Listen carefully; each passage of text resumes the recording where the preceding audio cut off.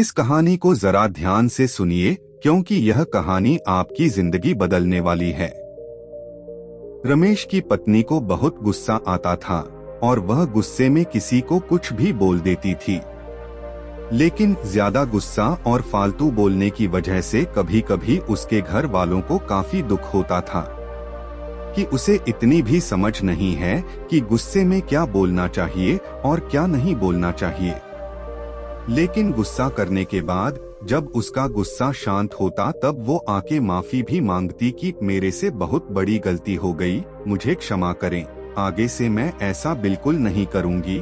लेकिन इतना करने के बाद भी उसका गुस्सा कभी खत्म नहीं होता था और वह हर छोटी छोटी बात पर गुस्सा और हर छोटी छोटी बात पर चीजों को काफी गुस्से के बोलना उसकी आदत बन गई थी। उसके गुस्से से उसके घर वाले बहुत परेशान थे और ना चाहते हुए भी इसका इलाज उन्हें नहीं मिल रहा था। एक समय के बाद गांव के एक व्यक्ति ने उन्हें बताया कि नगर में एक महात्मा आए हुए हैं। सुना है उनके पास हर समस्या का समाधान है। आप सब क्यों ना अपनी बहू को लेकर उन महात्मा के पास जाइए, क्योंकि सुना है कि वह हर समस्या का समाधान बड़ी ही आसानी से और सरलता से बता देते हैं। अगर आप सब वहां पर जाएं, तो निश्चय ही आपकी समस्या का समाधान मिलेगा। इतना सुनते ही उसके घर वाले उसे लेकर उस महात्मा के पास चले गए। चलते चलते वह थक गए और शाम हो गई, क्योंकि उनका आश्रम बहुत दूर था। देर शाम होते होते वह महात्मा के आश्रम में आखिरकार पहुंच ही गए।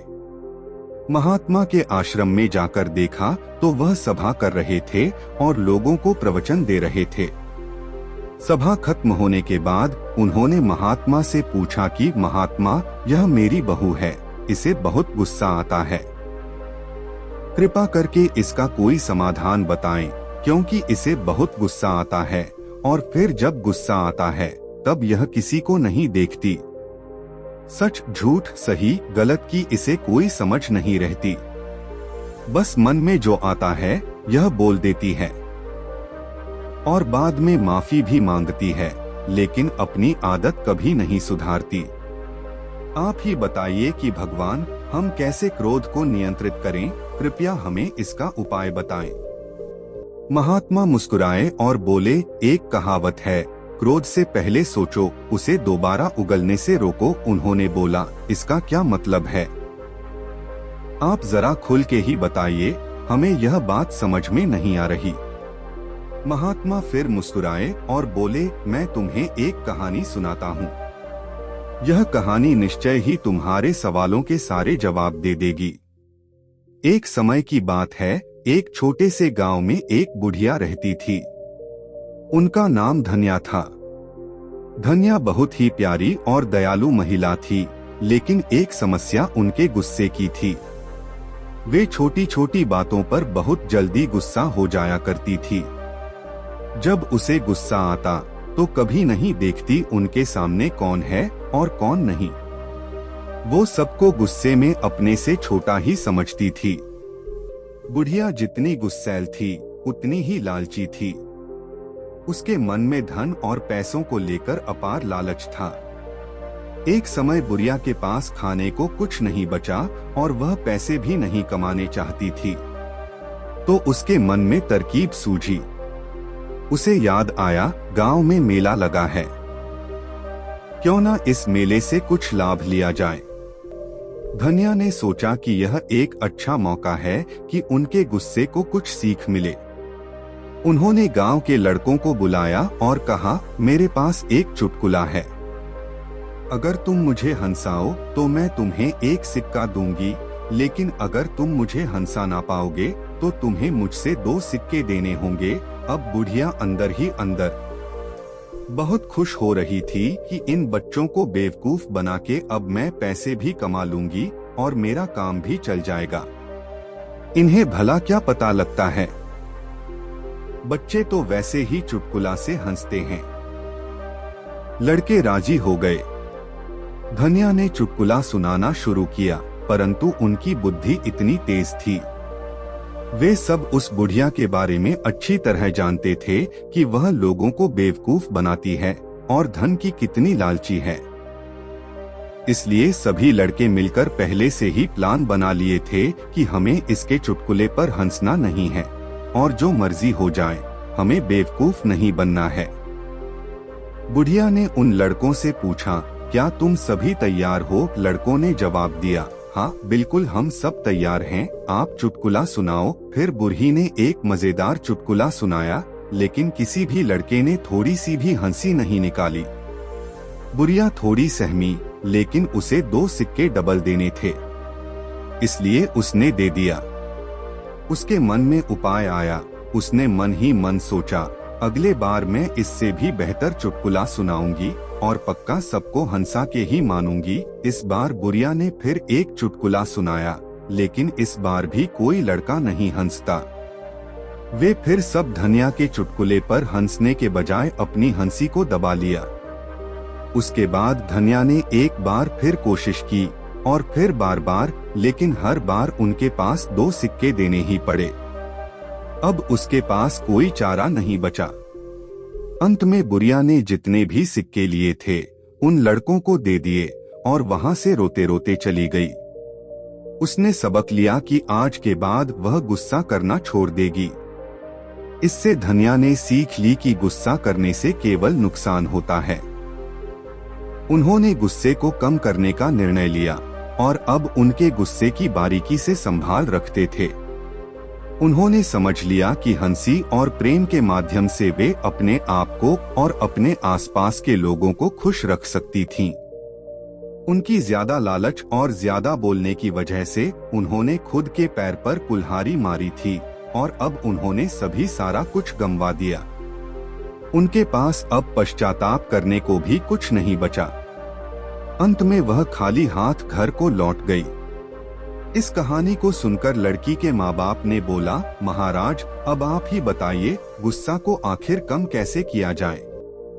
आप जो बोलेंगे हम निश्चय ही करेंगे। संत ने कहा, अब मैं तुम्हें जो बातें बताने जा रहा हूँ उसे तुम ध्यान से सुनो, क्योंकि यह बातें तुम्हारी जिंदगी बदलने वाली है।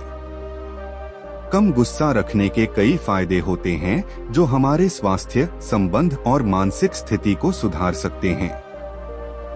गुस्सा रखने से हमारे शारीरिक स्वास्थ्य पर बुरा असर पड़ता है। गुस्से के कारण हृदय रोग, उच्च रक्तचाप, मानसिक तनाव और अन्य स्वास्थ्य समस्याएं हो सकती हैं। यह सच है, ज्यादा गुस्सा इंसान को बीमार बना देता है और ज्यादा गुस्सा करने से इंसान चिड़चिड़ा भी बन जाता है और एक गुस्से वाला इंसान हमेशा अंदर से बीमार ही रहता है। कम गुस्से से शारीरिक स्वास्थ्य सुधरता है। इसलिए अगर तुम्हें स्वस्थ रहना है और इन सारी बीमारियों से बचना है तो तुम्हें कम गुस्सा करने की आदत डालनी चाहिए।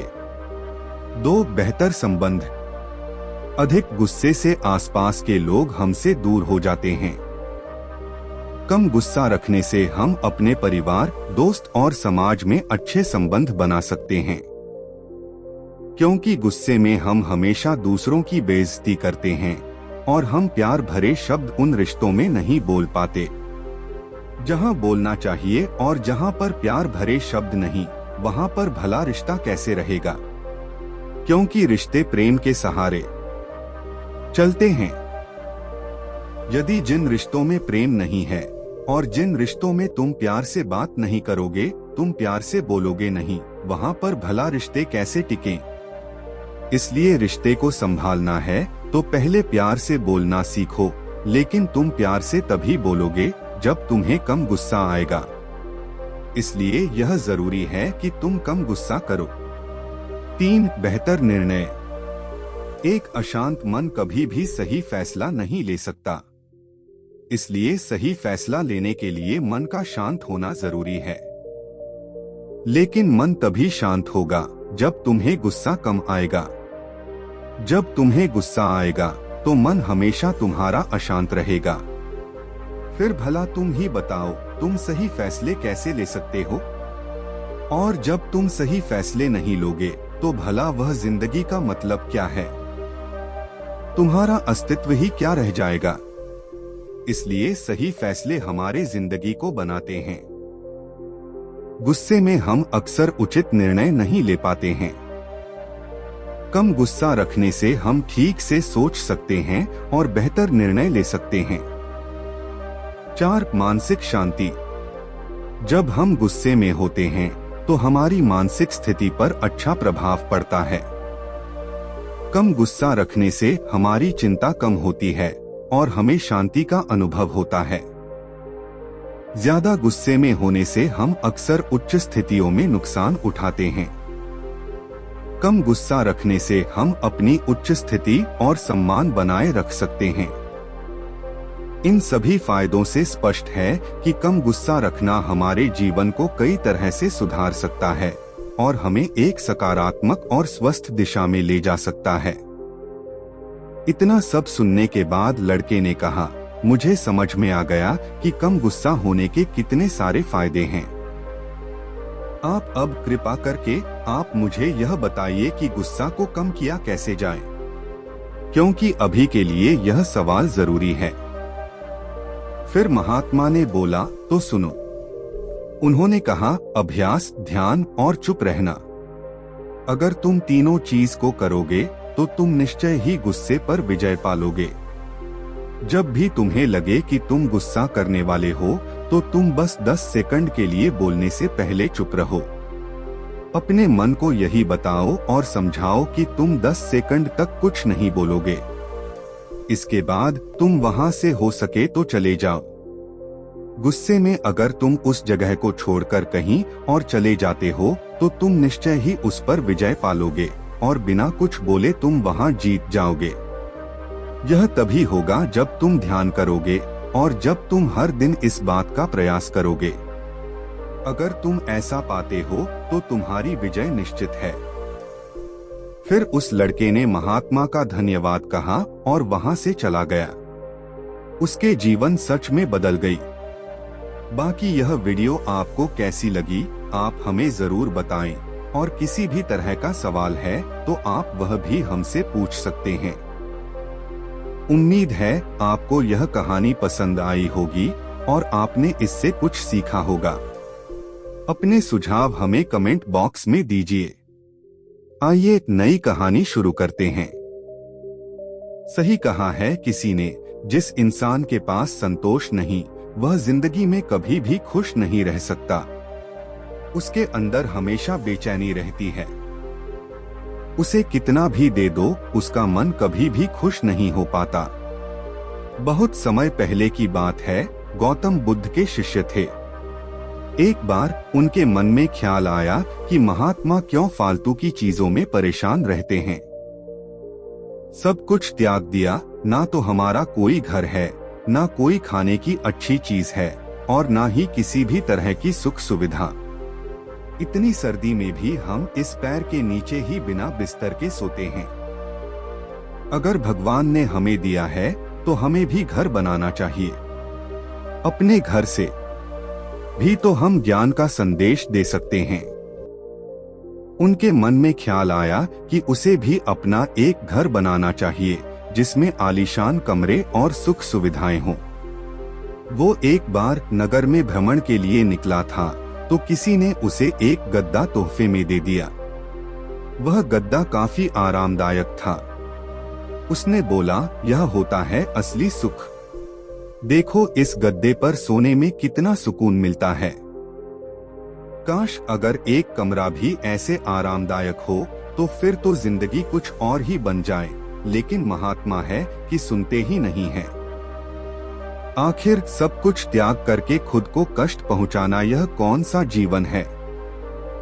उन्होंने विचार किया कि वह अगले दिन भिक्षा मांगने के लिए जाएगा और पैसे इकट्ठा करेगा ताकि वह अपना घर बना सके और आराम से उसमें जीवन गुजार सके। इसी इरादे से वह अनाज और धन इकट्ठा करने के लिए नगर में निकल गए, जिसके लिए वह गांव-गांव की यात्रा शुरू करी और कई लोगों से मुलाकात करते करते और अपने इस आश्रम के बारे में बताया। इसी यात्रा के दौरान उनकी मुलाकात एक किसान से हुई। वो किसान बहुत गरीब था, लेकिन फिर भी काफी उदार दिल का था। उसने महात्मा से आग्रह किया कि आप बहुत थक गए हैं, आप आज रात्रि को मेरे घर पर विश्राम करें और भोजन ग्रहण करें तो आपकी बहुत अनुकंपा होगी। वो महात्मा मान गए। उसने उनका स्वागत किया और उनके आने का कारण पूछा। महात्मा ने उसे सारी बातें बताई कि मैं बहुत दूर जंगल से आया हूँ और मैं अपने लिए एक आश्रम बनाना चाहता हूँ। किसी विचार से मैं इस नगर में भ्रमण पर निकला हूँ कि अगर मुझे कुछ धन मिल जाए तो मेरा काम आसान हो जाए। उस किसान ने महात्मा की बात सुनी और बोला, आप निश्चिंत रहें, हमारे गांव में बहुत से उदार और धनी लोग हैं जो आपकी मदद जरूर करेंगे। उसने महात्मा को भोजन कराया और बोला, आप चिंता ना करें, आप आज रात्रि को विश्राम करें, बाकी सुबह का कल देखेंगे। लेकिन उस किसान के घर में सिर्फ एक ही बिस्तर, एक ही चौकी थी और सोने का सिर्फ एक ही बंदोबस्त था। उसने महात्मा से आग्रह किया, आप मेरे बिस्तर पर सो जाइए, मैं नीचे जमीन पर सो जाऊंगा, मुझे कोई दिक्कत नहीं है। उसने एक पतली सी फर्श पर चादर बिछाई और फर्श पर लेट गया। थोड़ी ही देर में किसान जोर जोर से नाक बजाने लगा और गहरी नींद में सो गया। और यहाँ महात्मा को नींद नहीं आ रही थी। दरअसल उनकी पुरानी आश्रम में जो मोटा गद्दा था, जिसको किसी ने उनकी दान में दिया था, महात्मा को उस गद्दे पर सोने की आदत थी।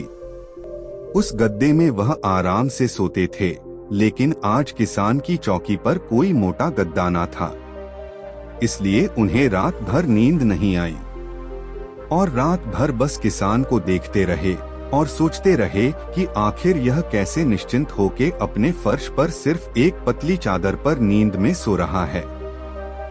सारी रात ऐसे ही बीत गई। अगले दिन सुबह हुई, किसान उठा और महात्मा का चरण स्पर्श किया और महात्मा से पूछा कि आपको कोई रात में दिक्कत तो नहीं हुई? महात्मा ने बोला, नहीं, मुझे कोई दिक्कत नहीं हुई, लेकिन मैं तुमसे एक बात पूछना चाहता हूँ, तुम बिना किसी बिस्तर के इस फर्श पर कैसे सो जाते हो? तुम्हें नींद कैसे आ गई? महात्मा ने कहा, दरअसल दिन भर में मजदूरी करता हूँ और मजदूरी की शरीर में इतनी थकावट आ जाती है कि घर आते ही मुझे बस बिस्तर की तलाश हो जाती है। मोटे गद्दे बिस्तर ना भी हो तो मेरा काम चल जाता है। मुझे घर आते ही खाना बनाना है और उसके बाद मैं कहीं भी सो जाता हूँ, मुझे कोई दिक्कत नहीं है। मुझे नींद भी बहुत अच्छी आती है। जब शरीर में थकावट हो फिर तो शरीर को कहीं भी नींद आ जाती है, उससे क्या फर्क पड़ता है? क्या आपके पास महल है या मोटा गद्दा है, या आप किस्सा पलंग पर सो रहे हो या आप नीचे सो रहे, शरीर को तो बस आराम की आवश्यकता होती है। किसान ने पूछा, क्या मैं आपके साथ धन एकत्र करने चल सकता हूँ? मेरी इच्छा है कि आपके साथ आपके उस आश्रम बनने में मैं आपका योगदान दूं। तब महात्मा ने बड़ी विनम्रता से उत्तर दिया, पुत्र, तुमने आज जो मुझे ज्ञान दिया है वो ज्ञान मुझे आज तक नहीं मिला। आज मुझे पता चल गया कि इंसान के मन का असली सुख क्या है। अब मुझे किसी आश्रम और महल की इच्छा नहीं रही। इतना कहकर वह महात्मा धन दान करके वापस अपने आश्रम को लौट गए। उन्होंने जो कुछ भी धन एकत्र किया था वह गरीबों में बांट दिया और स्वयं एक छोटी सी कुटिया बनाकर रहने लगे। जीवन का सुख संतोष में है। अगर मनुष्य के पास जो भी है वह उसे स्वीकार कर ले और उसी में संतोष कर ले तो जीवन में उसे खुशियां तलाशने की जरूरत नहीं है। वो उसका सारा सुख उसी वक्त अनुभव कर लेगा। कई घरों में अपार धन दौलत ऐशो आराम होते हुए भी वहाँ सुख शांति नहीं होती, क्योंकि उनके पास जो कुछ भी है वह उससे संतोष नहीं कर रहे।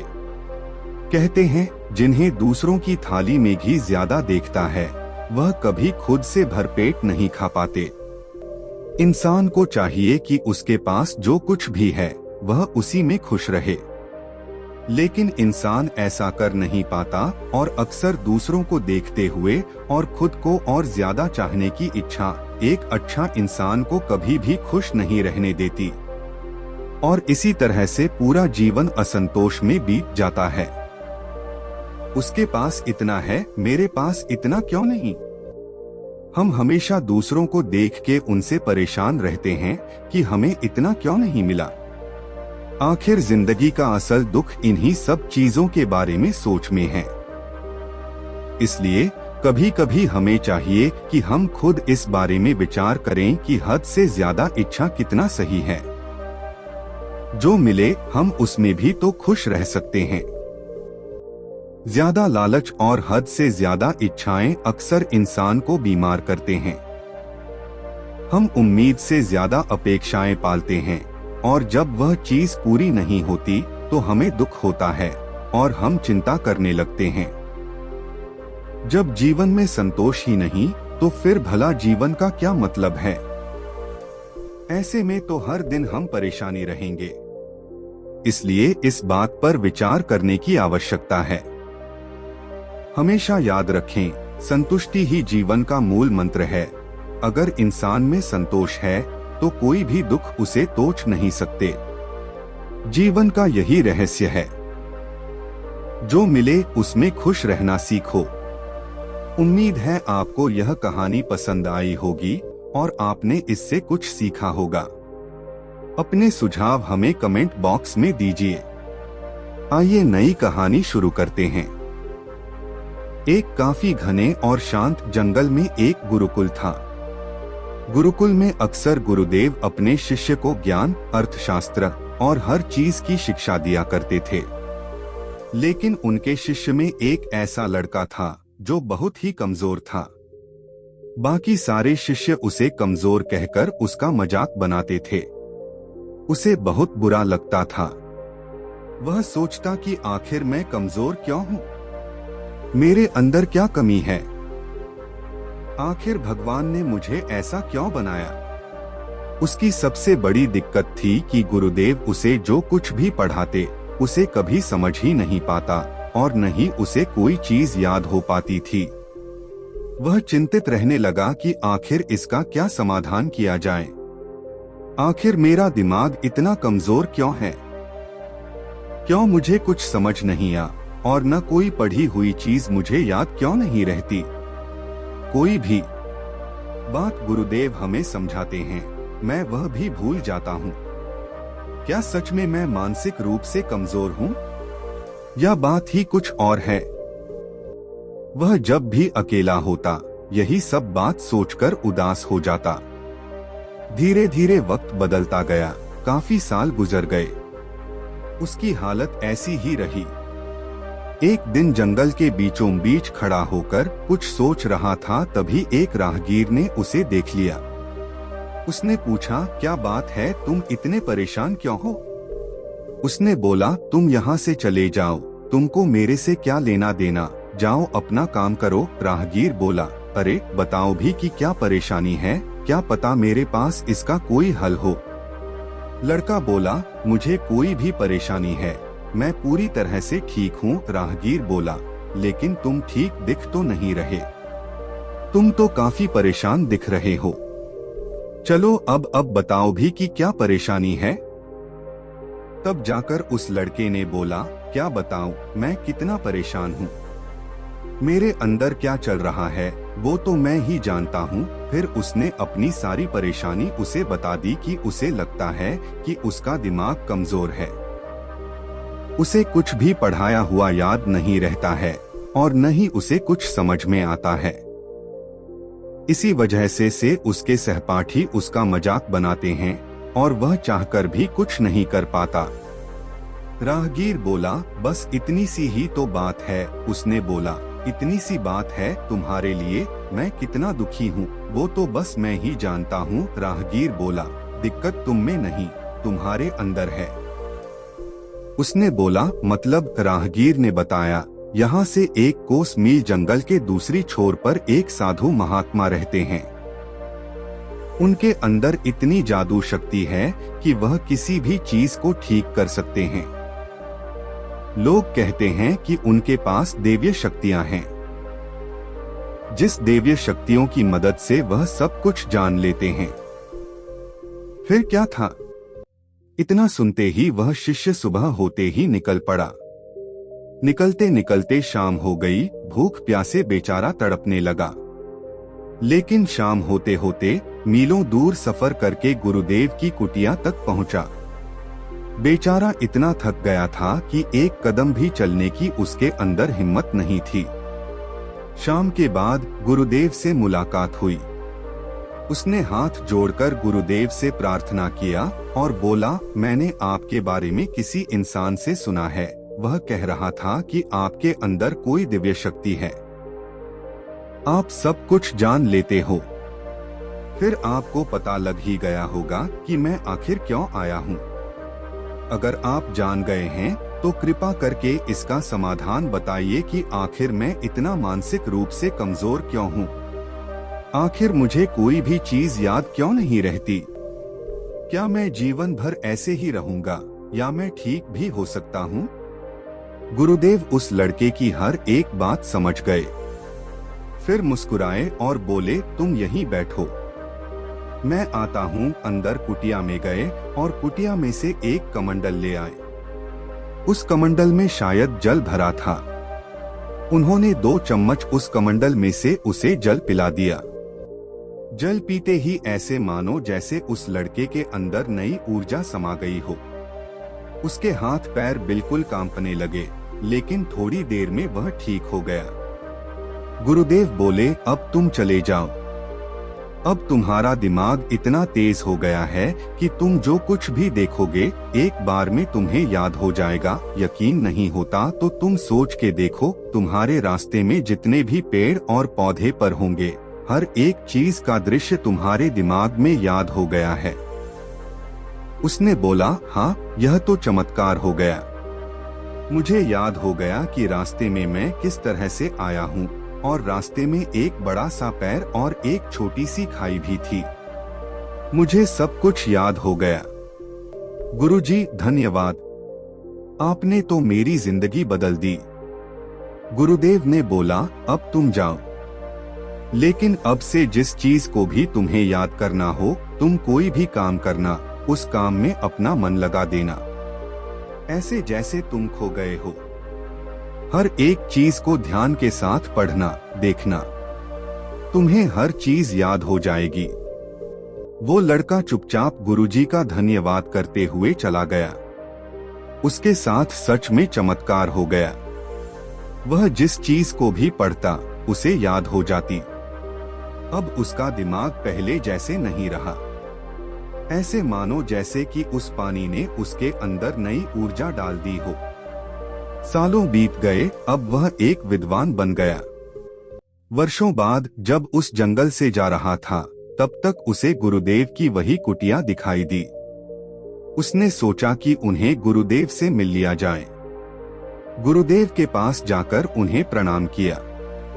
गुरुदेव ने उसे आशीर्वाद दिया और गुरुदेव उसे पहचान लिए कि वही लड़का है जिसको मैंने जल पिलाया था।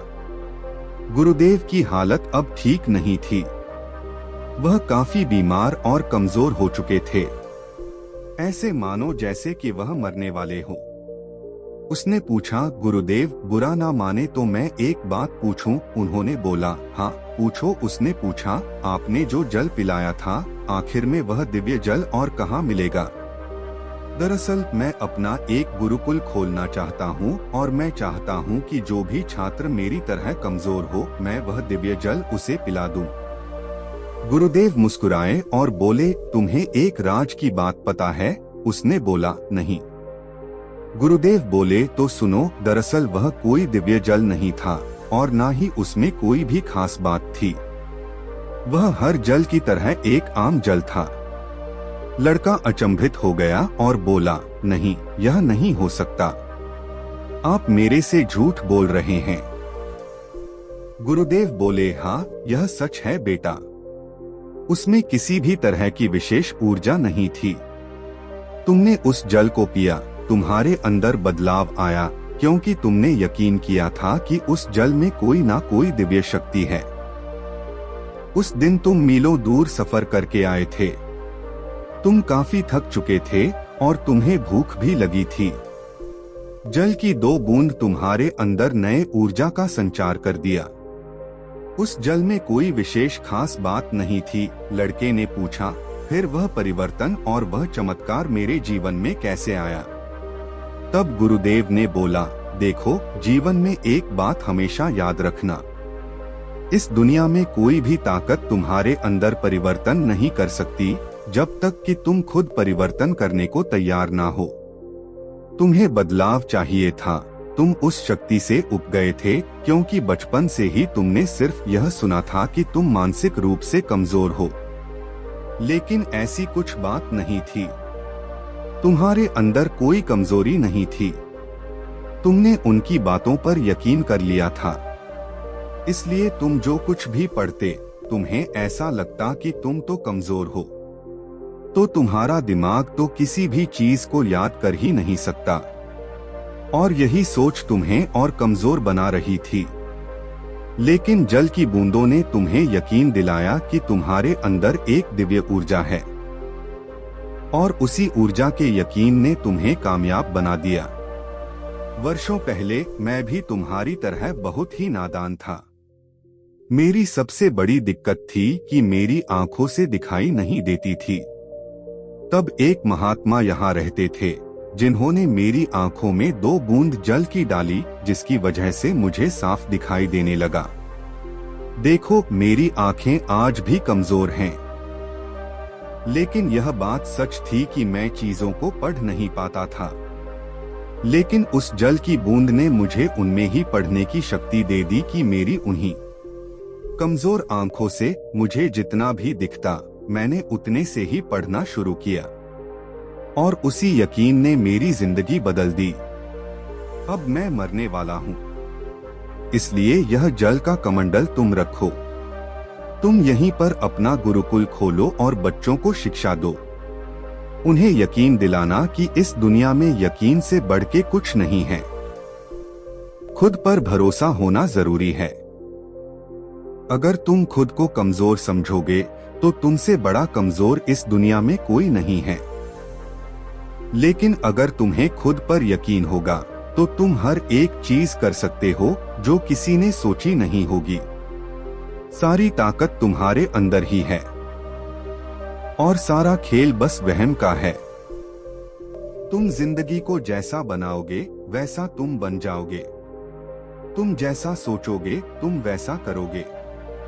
और वही सोच और वही क्रिया तुम्हारी जिंदगी, तुम्हारा सोच और तुम्हारा कल बदलने में तुम्हारी मदद करेगी। कहते हैं ना, तुम्हारी सारी बुराइयां, तुम्हारी सारी गलतियां तुम्हारे अंदर ही हैं। तुम दुनिया में क्यों खोए हो? खुद की गलती को देखो, दूर करो, उनमें सुधार करो। वही जरूरी है और वही सच है। उम्मीद है आपको यह कहानी पसंद आई होगी और आपने इससे कुछ सीखा होगा। अपने सुझाव हमें कमेंट बॉक्स में दीजिए। आइए एक नई कहानी शुरू करते हैं। इस वीडियो को अंत तक देखें क्योंकि यह कहानी आपकी जिंदगी बदलने वाली है। एक बार की बात है, एक बूढ़े इंसानों का ट्रिप हिमालय पर घूमने के लिए निकला था। सबकी उम्र 50 साल से ऊपर की थी। तब तक एक इंसान को एक महात्मा का आश्रम दिखाई देता है। उसने सुन रखा था कि हिमालय में बहुत से ऐसे महात्मा रहते हैं जिनके पास बहुत सारी बीमारियों का समाधान है। इसी इरादे से वह उनके पास जाता है। आश्रम के अंदर उसको एक महात्मा दिखाई देते हैं, जो महात्मा काफी ध्यान मुद्रा में एक पैर के नीचे ध्यान कर रहे थे। वह उनके पास जाता है और उनको प्रणाम करता है और कहता है, महात्मा, बुरा ना माने तो मैं आपसे एक बात पूछूं? मैं काफी दूर से आया हूँ। महात्मा कहते हैं, बेझिझक तुम पूछो, क्या बात है? वह बताता है कि मैं पेशे से एक व्यापारी हूँ, लेकिन मुझे चैन से नींद नहीं आती। मैं जब भी सोने जाता हूँ, मेरे दिमाग में बहुत सारे ख्याल आने लगते हैं। दिमाग तरह तरह की बातें सोचता है। दिन भर भले ही कोई ख्याल आए या ना आए, लेकिन रात को सोते वक्त फालतू अक्सर ख्याल हमें परेशान करते हैं और उन विचारों में ही कब 2-3 घंटे निकल जाते हैं पता नहीं लगता। मन में काफी उलझन रहती है और ना चाहते हुए भी हमें नींद नहीं आती।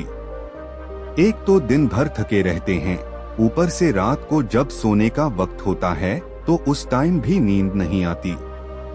अब आप इसका उपाय बताइए कि गहरी नींद का रहस्य क्या है और हम कैसे चिंता मुक्त होकर चैन से सो सकते हैं। महात्मा मुस्कुराए और बोले, तुम्हें पता है, इंसान के जीवन का सबसे बड़ा खुशी का राज नींद है। महात्मा ने कहा, तुम कामयाब हो या ना हो, लेकिन अगर तुम चैन की नींद ले रहे हो तो तुम जीवन में स्वस्थ हो सकते हो। इसलिए स्वस्थ रहने के लिए एक अच्छी नींद जरूरी है। अगर इंसान सही तरीके से सो नहीं सकता तो उसकी सुबह कभी भी अच्छी हो नहीं सकती। वह सुबह सुबह तनाव में उठेगा और उसका सर भारी सा होगा। वह फिर कैसे चिंता मुक्त होकर अपने दिन की शुरुआत करेगा, जिसकी वजह से उसका पूरा दिन यूं ही बेकार चला जाता है। इसीलिए अगर चैन की नींद नहीं है तो जिंदगी में तुम जितना भी धन दौलत या खुशियां बटोरने की कोशिश कर लो, तुम्हारे हाथ कुछ सुकून नहीं आने वाला। इसलिए अच्छी नींद जरूरी है। बड़े बड़े राजा महाराजा जिनके पास अपार संपत्ति और धन होते हुए भी वह कभी भी चैन की नींद सो नहीं सके। इसीलिए चिंता मुक्त जीवन और चैन की नींद का बहुत गहरा संबंध है। यह बड़ी ही तकदीर वालों को मिलती है। उस इंसान ने कहा, महात्मा आप ही बताइए, आखिर हम कैसे चैन की नींद सो सकते हैं, क्योंकि मैं बहुत परेशान हूँ। महात्मा ने कहा, चलो ठीक है, मैं तुम्हें आज गहरी नींद के रहस्य के बारे में बताता हूँ। आशा है कि तुम जीवन में हमेशा इस बात को याद रखोगे और तुम चैन की नींद सो पाओगे। महात्मा ने कहा, क्या तुम आज रात के लिए हमारे आश्रम में रुक सकते हो? उस दिन बोला, हाँ बिल्कुल, मैं आपके आश्रम में रुक सकता हूँ। रात हो गई, वह महात्मा उसे अपने आश्रम में ले गए। वह इंसान चुपचाप बैठकर उनके दिनचर्या देखने लगा। वो बड़े ही प्यार से अपने बर्तनों को धो रहे थे, फिर सब्जियों को काटे और उन्हें चूल्हे पर पका के सादा भोजन करके बड़ी ही चैन की नींद के साथ अपनी कुटिया में जाकर सो गए। उसे भी भोजन कराया, बिस्तर दिया। हालांकि उसे नींद नहीं आ रही थी। वह तो यह सोच रहा था कि महात्मा इतना सादा भोजन करके कैसे चैन की नींद सो जाते हैं। देखो, हिल तक नहीं रहे। 2-3 घंटे बीत गए, लेकिन वह सिर्फ महात्मा के बारे में और उनके आश्रम के बारे में ही सोच रहा था कि कितना शांत आश्रम है, कितने हरे भरे पेड़ हैं, चहचहा की चिड़िया। सादा भोजन, सिंपल सा बिस्तर, छोटी सी झोपड़ी और उसमें महाराज कैसे चैन की नींद ले रहे हैं। और एक हमारे पास इतना धन संपत्ति होते हुए भी सब कुछ मिलकर भी चैन की नींद नहीं आती। महात्मा ने उससे बोला था कि अगली सुबह उठूंगा तो मैं तुम्हें तुम्हारे सवालों का जवाब दूंगा। वह सिर्फ सुबह के इंतजार में था कि महात्मा सुबह उठेंगे और मुझे मेरे सवालों का जवाब देंगे। रात के 12 बजने वाले थे और उसे आज भी नींद नहीं आ रही थी। उससे रहा नहीं गया। उसने सोचा, क्यों ना मैं इनका आश्रम में भ्रमण ही कर लूं। इसी इरादे से वह आश्रम में भ्रमण करने के लिए निकल पड़ा। करीब जाकर देखा तो महात्मा एकटक सिर्फ एक तरह अपना मुंह करके बड़े ही चैन की नींद से सो रहे थे। उनके चेहरे पर ऐसी मम शांति थी, ऐसी शांति जैसे कि कई सालों से नींद में हैं। और वह बेफिक्र होकर बिना किसी भय, बिना किसी चिंता, बिना किसी तनाव के गहरी नींद सो रहे हो। वह उन्हें सोते हुए एकटक देखने ही लगा और फिर उसे लगा कि अब उसे भी जाकर सो जाना चाहिए। लेकिन उसे रात को नींद नहीं आई और पूरी रात भर वह जागता ही रह गया। अंत में सुबह हो गई। महात्मा उठे और अपना दिनचर्या शुरू कर दिए। स्नान, ध्यान, पूजा पाठ सब करने के बाद थोड़ा सा नाश्ता करके जब वह फ्री हुए तो उस इंसान को भी थोड़ा सा नाश्ता परोसा और उसके पास आकर आराम से बैठ गए। महात्मा मुस्कुराते हुए बोले, क्या बात है, आपको नींद नहीं आई? हमें लग रहा है कि आप रात को सोए नहीं। हमें ऐसा प्रतीत क्यों हो रहा है? उस इंसान ने बोला, आपने बिल्कुल सही समझा। मैं रात को सोया नहीं हूँ। मैं रात भर बस इन्हीं सब चीजों के बारे में सोचता रह गया और मुझे नींद आई ही नहीं। महात्मा ने कहा, आप इसे खाइए, उसके बाद हम आपके सवालों का जवाब देते हैं। महात्मा ने कहा, गहरी नींद का सिर्फ एक ही रिश्ता है। महात्मा ने कहा, मैं आपको एक कहानी सुनाता हूँ। आप इस कहानी को ध्यान से सुनिए। हमारे आश्रम में गुरु थे। वह जब भी सोते थे वह सिर्फ एक दिशा में होकर सो जाते थे। मतलब पूरी रात वह हिलते भी नहीं थे। जिस अवस्था में वह रात को सोते उसी अवस्था में सुबह उठते थे। मैं उस समय बहुत छोटा था और आश्रम में नया नया आया था। मेरे से रहा नहीं गया और एक दिन ठीक यही 12:01 बज रहे थे। मैं उनके पास गया और सवाल पूछने के इरादे से उनके पास बैठ गया। वह सो तो रहे थे लेकिन फिर भी मैं उन्हें जगाया और बोला, गुरु आप ऐसे कैसे सोते हैं? जिस अवस्था में सो रहे हैं सुबह भी उसी अवस्था में उठ जाते हैं। आप रात को हिलते भी नहीं हैं। आप ऐसे कैसे सोते हैं और आपके इस गहरी नींद का रहस्य क्या है? आप मुझे कृपा करके इन सब चीजों के बारे में बताइए। तब महात्मा बोले, एक साधारण इंसान और एक योगी की नींद में बहुत फर्क होता है। एक साधारण इंसान की नींद और एक महात्मा की नींद दोनों में समानता नहीं है। हम जब सोते हैं तो हम सारी चिंताओं का त्याग कर देते हैं। हम बस सिर्फ सोने के इरादे से यहाँ पर लेट जाते हैं। हम मन में फालतू ख्यालों को लाते ही नहीं। आध्यात्मिक नींद और एक साधारण नींद दोनों में बहुत फर्क है। एक साधारण इंसान का कोई समय निर्धारित नहीं होता। जब वह सोता है उस वक्त भी काम में होता है। जब वह ध्यान करता है उस वक्त भी वह काम के बारे में सोचता रहता है। उसके विचार कभी रुकते ही नहीं। अब जिसके विचार ही नहीं रुकेंगे वह भला जीवन में शांत कैसे हो सकता है? जीवन के आखिरी पल में भी वह कुछ ना कुछ सोचता ही रहता है।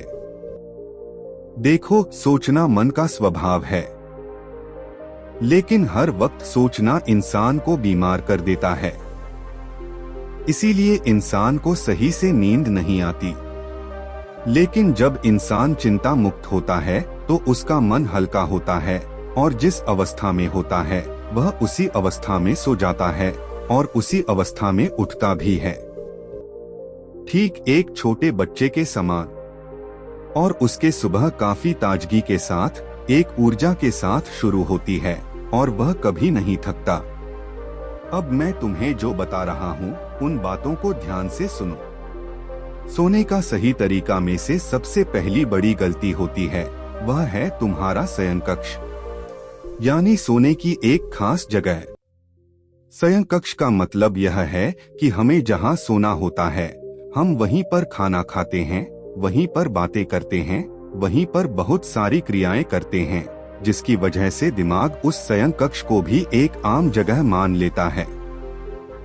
तुम बस यह बात सोच कर देखो। मान लो तुम्हें एक ऐसा कमरा दिया जाए जिसका उपयोग सिर्फ सोने के लिए किया जाए। जैसे ही तुम सो के सुबह बाहर निकलो उसके बाद दरवाजा को बंद कर दिया जाए। उस कमरे में बस एक आरामदायक चटाई बिछाई हो, पीने के लिए ठंडा पानी हो और उस रूम में और उस कमरे में तुम सोने के बाद दोबारा दिन में कभी प्रवेश कर ही नहीं सकते। तुम उस कमरे में तभी प्रवेश कर पाओगे जब तुम्हारा सोने का वक्त होगा, यानी रात को तुम्हें उस कमरे की चाबी दी जाए। तुम सोचो, कमरे में जाने से पहले तुम्हारी सारी चीजें ले ली जाए, सिर्फ कपड़ों के सिवाय तुम्हारे पास कुछ भी ना हो। अब तुम उस कमरे में क्या करोगे? जाते ही तुम्हें उस कमरे में नींद आ जाएगी, क्योंकि तुम्हारे पास करने के लिए कोई काम नहीं होगा। इसलिए सोने की जगह का सिर्फ नींद के लिए ही उपयोग की जानी चाहिए। तभी दिमाग को लगेगा यह जगह सिर्फ सोने के लिए ही बनी है। और जैसे तुम उस जगह पर जाओगे, तुम्हें तुरंत नींद आ जाएगी। दूसरी ओर सबसे बड़ी गलती, नियमित नींद काल, यानी सोने के समय को निर्धारित करो। मुझे पता है कि आजकल की भागदौड़ भरी जिंदगी में टाइम से सोना कितना मुश्किल है, लेकिन फिर भी हमें कोशिश करनी चाहिए कि हम समय से सोएं। जब समय से सोएंगे नहीं, तो समय से हम कैसे उठ पाएंगे? इंसान के शरीर को खुश रहने के लिए और स्वस्थ रहने के लिए एक नियमित टाइम के लिए नींद जरूरी है। क्योंकि जब हम नींद में होते हैं, तो हमारा दिमाग हमारी हेल्प करता है। और तुम बिना टाइम के सोते हो, बिना टाइम के उठते हो, तो फिर भला सही से नींद कैसे आएगी? तीसरी गलती, एक निश्चित तय समय पर रात को सोना और एक तय समय पर सुबह उठना आपको आपके शरीर के स्वाभाविक सोने व जागने के क्रम से तालमेल बनाने में मदद करता है। ज्यादातर लोगों को 6 से 8 घंटे सोने की आदत होती है। इसलिए अपने सोने और जागने के समय को निश्चित कर ले। दिन में सोना अनिद्रा को बढ़ाता है, अतः इससे बचे। और अगर बहुत जरूरी हो तो दिन में कम समय के लिए सोएं। क्या आपको ज्ञान है कि 20 मिनट का ध्यान आपको 8 घंटे की नींद से भी अधिक गहरा विश्राम दे सकता है? खुद नियमित ध्यान न को आजमाएं और बदलाव को अनुभव करें। 20 मिनट आंख बंद कर बैठकर ध्यान के बाद न केवल आप पुष्प के जैसे ताजा अनुभव करेंगे, बल्कि रात की नींद की गुणवत्ता में भी सुधार का अनुभव करेंगे। स्क्रीन टाइम, आजकल के दौर में हर कोई सोशल मीडिया चलाता है और हर कोई फोन देखते देखते ही सोने की कोशिश करता है। लेकिन यह चीजें गलत हैं। रात का वक्त सिर्फ सोने के लिए बना होता है। इसलिए रात के वक्त में ज्यादा रोशनी आंखों को अक्सर भ्रमित करती है। इसीलिए ज्यादा फोन देखना हमारे स्वास्थ्य के लिए हानिकारक है। तुम एक काम करना, तुम कभी फोन की जगह कोई किताब को पढ़ते पढ़ते सोने की कोशिश करना। तुम देखोगे, तुम जैसे ही किताब खोलोगे, तुम्हें पढ़ते पढ़ते नींद आ जाएगी। इसलिए यह एक अच्छा उपाय हो सकता है कि तुम फोन की जगह किताब को पढ़ते पढ़ते सोने की आदत डालो। यह तुम्हारी ज्ञान के साथ सोने में भी बहुत हेल्प करेगा। रात को सोते टाइम फोन चलाना यानी बीमारियों को दावत देना है। इसलिए यह सबसे बड़ी गलती और बहुत बड़ी खतरनाक आदत है। इससे तुम बचो, नहीं तो तुम्हारी जिंदगी बर्बाद हो जाएगी। सही खान पान, आजकल के समय में लोग कुछ भी खा लेते हैं जो मन में आता है। बाहर की चीजें खरीद के खा लेते हैं। उन्हें नहीं पता, लेकिन यह चीजें भी सही से ना सोने में जिम्मेदार हैं। तुम फालतू की चीजें खाओगे जो पाचन क्रिया में काफी दखल अंदाजी करती हैं और जिसे शरीर सही से पचा नहीं पाते। इसीलिए सोने के कम से कम 3 घंटा या 4 घंटा पहले तो तुम भोजन कर लेना चाहिए, वह भी सादा भोजन और उचित भोजन। तुम फालतू की चीजें खाओगे तो भला कैसे तुम्हें नींद आएगी? जब तक पेट पाचन क्रिया कर रहा होता है, तब तक तुम भला कैसे सो पाओगे? इसीलिए इस बात का भी तुम ध्यान रखो। तुम हल्की चीजें, हर्बल चीजें, आयुर्वेदिक चीजें खा सकते हो जो तुम्हारे पेट के लिए हल्का हो। ज्यादा हैवी या ज्यादा मसालेदार भोजन करके तुम कभी भी चैन की नींद नहीं सो सकते, क्योंकि जब तक वह पाचन क्रिया समाप्त नहीं होगी, तब तक तुम्हें चैन की नींद नहीं आएगी। और नींद आ भी गई तो सुबह को तुम्हारा पेट खराब हो सकता है। आपको अपने भोजन का समय ठीक करना होगा, विशेष रूप से सांझ के भोजन का। पाचन तंत्र की अपनी एक प्राकृतिक लय होती है जो शाम को धीमी हो जाती है। देर से भोजन करने से पाचन तंत्र पर दबाव पड़ता है और शरीर को अतिरिक्त काम करना पड़ता है, जबकि उस समय उसे आराम करना चाहिए। उत्तेजक आहार से बचे। शाम के समय हल्का और आसानी से पच वाला सात्विक आहार ही लें। दूध, मक्खन, फल, सब्जी और अनाज पाचन तंत्र के लिए सौम्य होते हैं और निद्रा के लिए सहयोगी भी। इसलिए इन बातों का ध्यान दो कि सोते वक्त कभी भी मसालेदार या ज्यादा हेवी भोजन करके मत सो, नहीं तो तुम बीमार हो जाओगे। अगर तुम यह क्रिया 21 दिन तक लगातार अपना लेते हो तो तुम खुद देखोगे कि तुम्हारा दिनचर्या बदल रही है और तुम आराम की नींद ले पा रहे हो। माहौल ऐसा बनाएं जिसमें आपको आसानी से नींद आ जाए। आपके आराम करने वाले कमरे का आपके लिए शांतिपूर्ण होना चाहिए।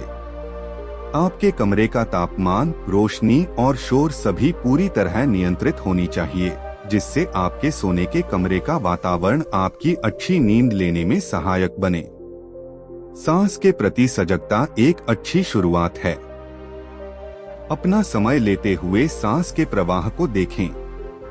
बैठे हुए या लेटे हुए अपनी आने व जाने वाली सांसों को ध्यान से देखें। सांस के साथ रहे और देखें कि कब वह शरीर में प्रवेश कर रही है और कब बाहर आ रही है। धीरे धीरे सांस लेने और सांस छोड़ने का समय आराम के साथ बढ़ाते जाएं। अपने मन व भावनाओं पर हो रहे प्रभावों को देखें। चीजों को जाने देना सीखें और अपनी सांस के द्वारा उत्पन्न हुए क्षेत्र में रहे। सांस का शरीर के सभी तंत्रों पर गहरा प्रभाव पड़ता है। शरीर के विभिन्न तंत्रों के प्रति सजग होना, साथ ही मन व भावनाओं के प्रति सजग होना और सभी अंत तंत्रों का संतुलन ही तनाव मुक्ति का आधार है। सांस को विश्राम के लिए प्रयोग करने से मन में बढ़ा हुआ तनाव निकलने लगता है और विचार धीमे होते जाते हैं। सभी तंत्रों पर शांतिमय होने व तालमेल बैठने का प्रभाव होता है, जो नींद को बेहतर बनाता है। वह इंसान ने महात्मा का बहुत बहुत धन्यवाद किया और अपने घर को चला गया। उसने शुरुआत में उसे दिक्कत हुई, लेकिन धीरे धीरे इन सारे गतिविधियों को अपने जीवन में उसने शामिल कर लेने से उसे सच में गहरी नींद की अनुभूति होने लगी। उम्मीद है आपको यह कहानी पसंद आई होगी और आपने इससे कुछ सीखा होगा। अपने सुझाव हमें कमेंट बॉक्स में दीजिए। आइए एक नई कहानी शुरू करते हैं। उस नौजवान ने महात्मा से कहा, हे महात्मा, मेरी मदद करो। मेरी जिंदगी बर्बाद हो रही है और मैं ना चाहते हुए भी गलत दिशा की तरफ जा रहा हूँ। मेरी जिंदगी में मेरा कोई काबू नहीं है और मैं अपने आप को ही बर्बाद होते हुए देख रहा हूँ। मेरे मन में अनावश्यक विचार हमेशा चलते रहते हैं। मैं जब भी कोई काम करने बैठता हूँ तो मेरा उस काम में मन लगता ही नहीं है। मैं उस काम को कितना भी करने की कोशिश कर लूं, लेकिन उस काम के दौरान मेरा मन किसी और ख्यालों में डूबा रहता है।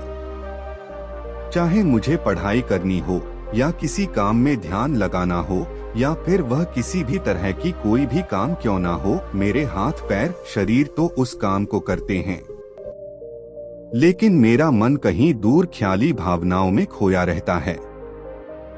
मेरे जिंदगी में बड़े सपने हैं। मैं सोचता हूँ कि यह करूँगा, वो करूँगा और किसी भी तरह से जीवन में कामयाब हो जाऊंगा, लेकिन मैं उसमें कभी कामयाब नहीं हो पाता। अब आप ही बताइए, इस समस्या का क्या हाल है? अगर ऐसे ही चलता रहा तो मैं अपनी जिंदगी बर्बाद कर लूंगा। महात्मा मुस्कुराए और बोले, मैं तुम्हें एक कहानी सुनाता हूँ। इस कहानी को तुम ध्यान से सुनो, क्योंकि यह कहानी आपकी जिंदगी बदलने वाली है। नमस्कार दोस्तों। अब तक उसने देखा कि एक लड़का नदी किनारे बैठ के जोर जोर से रो रहा है। किसान को समझ में नहीं आया और वह चुपचाप उस लड़के के पास गया और उससे बोला, क्या बात है, तुम क्यों परेशान हो? मुझे यह बताओ, क्या मैं तुम्हारी किसी तरह से मदद कर सकता हूँ? उस लड़के ने कहा, नहीं, तुम मेरी किसी तरह से मदद नहीं कर सकते। किसान बोला, अरे दुखी मत हो, तुम बताओ कि तुम्हें क्या परेशानी है। मैं हर वो संभव कोशिश करूंगा जिससे तुम्हारी परेशानियां दूर हो जाएं। उस लड़के ने बोला, नहीं, मुझे कोई बात नहीं करनी। मैं बिल्कुल पूरी तरह से ठीक हूँ, मैं परेशान नहीं हूँ।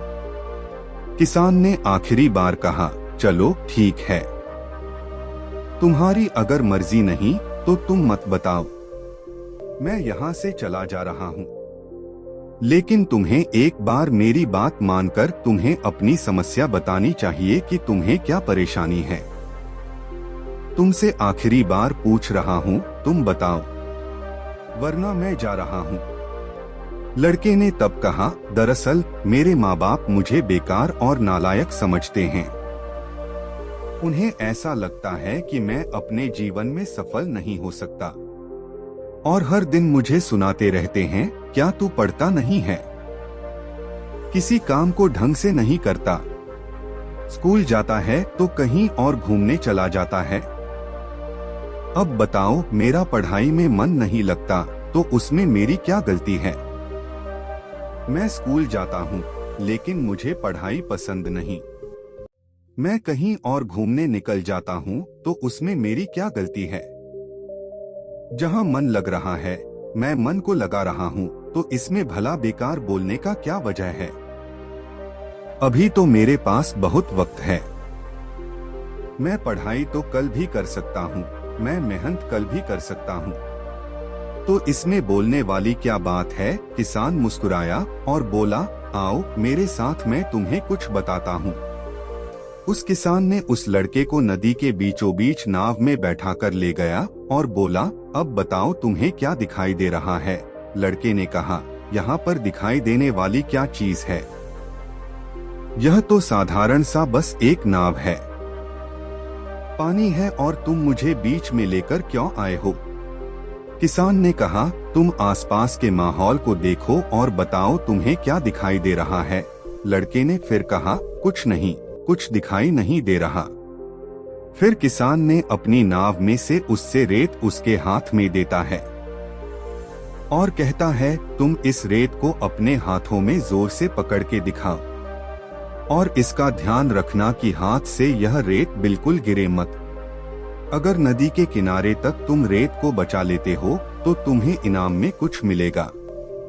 लड़का बोला, ठीक है, मैं ऐसा ही करूंगा, मैं इस रेत को हाथ से गिर ही नहीं दूंगा। फिर किसान नाव को जोर जोर से चलाने लगा और धीरे धीरे दूसरी छोर पर पहुंच गया। अब किसान ने कहा, तुम अपने हाथ खोलकर दिखाओ। उससे लड़के ने जैसे हाथ खोला, देखा उसके हाथ में रेत नहीं थी ही नहीं, सब गिर चुकी थी। वह आश्चर्यचकित रह गया, बोला, यह कैसे हुआ? मैंने तो मुट्ठी को बहुत जोर से बंद किया था, इसमें से तो रेत के निकलने की कोई संभावना ही नहीं थी। फिर आखिर यह कैसे से हुआ? क्या तुम कोई जादूगर हो? यह सुनकर किसान मुस्कुराया और बोला, यह रेत कहीं नहीं गायब हुई। तुम्हें पता नहीं लगा कि धीरे धीरे कब तुम्हारे हाथ से निकल गई, और तुम कितना भी टाइट पकड़ने की कोशिश कर लो, यह रेत ऐसे ही निकल जाती है। लड़का बोला, मतलब? किसान ने कहा, दरअसल यह रेत नहीं, यह समय है, जिसको तुम कितना भी पकड़ने की कोशिश करो, लेकिन धीरे धीरे तुम्हारे हाथ से निकल जाएगा और आखिर में तुम्हें कुछ नहीं मिलेगा और तुम पछताओगे। मैंने तुमसे वादा किया था कि अगर तुम इस रेत को गिरने ना दो तो मैं तुम्हें इनाम में कुछ दूंगा, लेकिन अब नहीं। मैंने पूछा था कि तुम बताओ, तुम्हें नदी में क्या दिखाई दे रहा? तो तुमने कहा, मुझे कुछ दिखाई नहीं दे रहा। लेकिन तुम अपने आप में इतनी खो गए हो कि तुम्हें इतनी भी समझ नहीं है कि तुम जिस नाव में बैठे हो उस नाव के अंदर बेशकीमती सोने थे। तुम्हें भी वह सोना मिल सकता था। जीवन अनमोल है। कुछ करो या कुछ ना करो, तुम कुछ समझो या ना समझो, लेकिन वक्त बेशकीमती है और वक्त धीरे धीरे हाथ से निकलता जाता है और अंत में पछतावा के अलावा तुम्हारे हाथ कुछ नहीं आता। तब महात्मा ने उस लड़के से पूछा कि अब बताओ, तुमने इस कहानी से क्या सीखा? तब उस नौजवान ने कहा, महात्मा, आप यह मुझे कहानी क्यों सुना रहे हैं और इस कहानी से भला मेरा क्या लेना देना?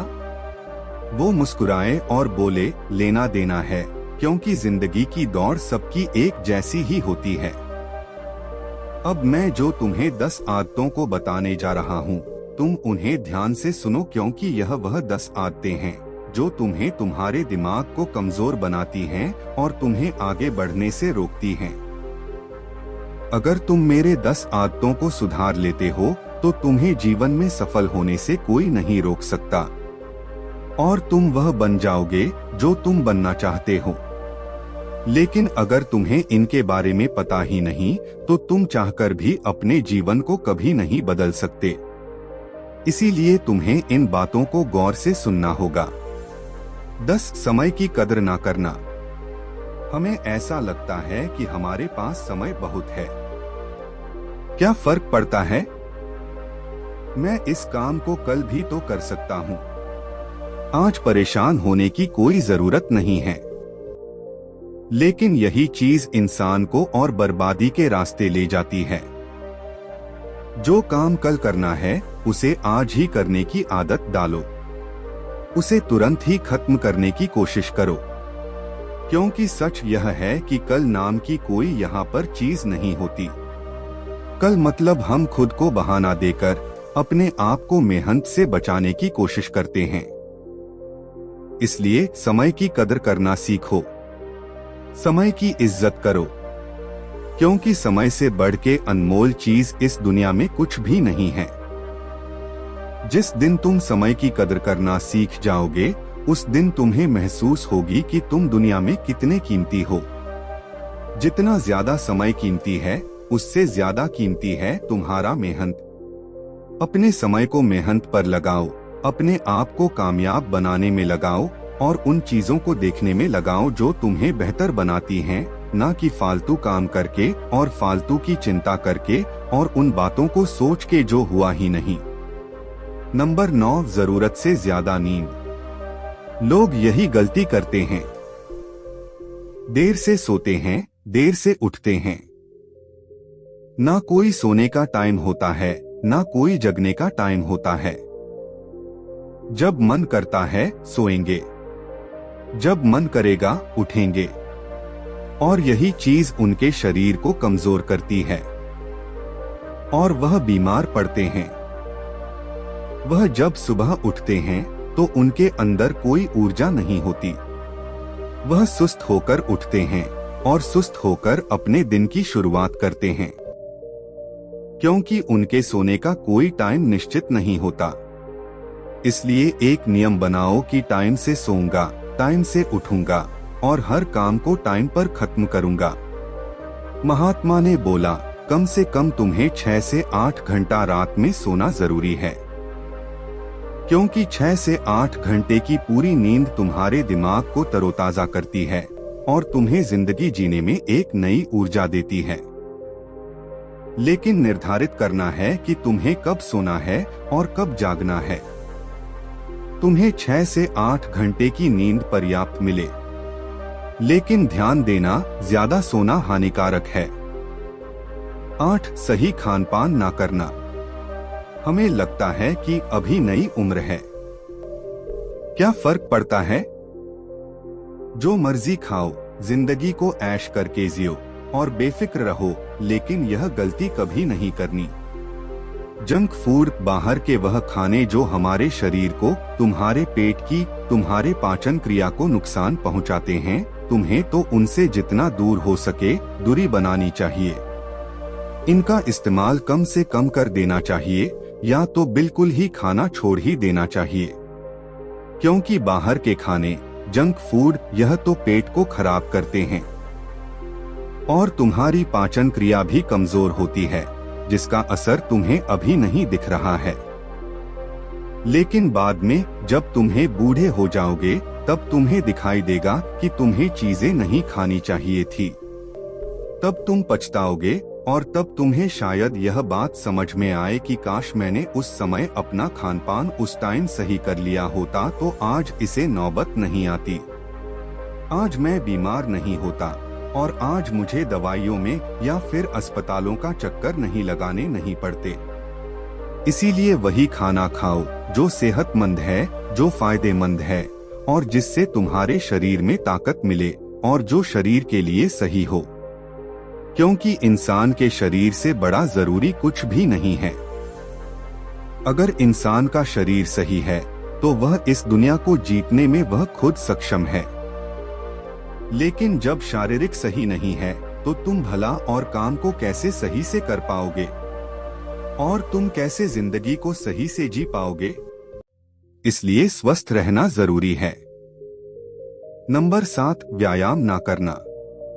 हाँ, यह बिल्कुल सही बात है। खानपान के साथ व्यायाम भी शरीर के लिए जरूरी है।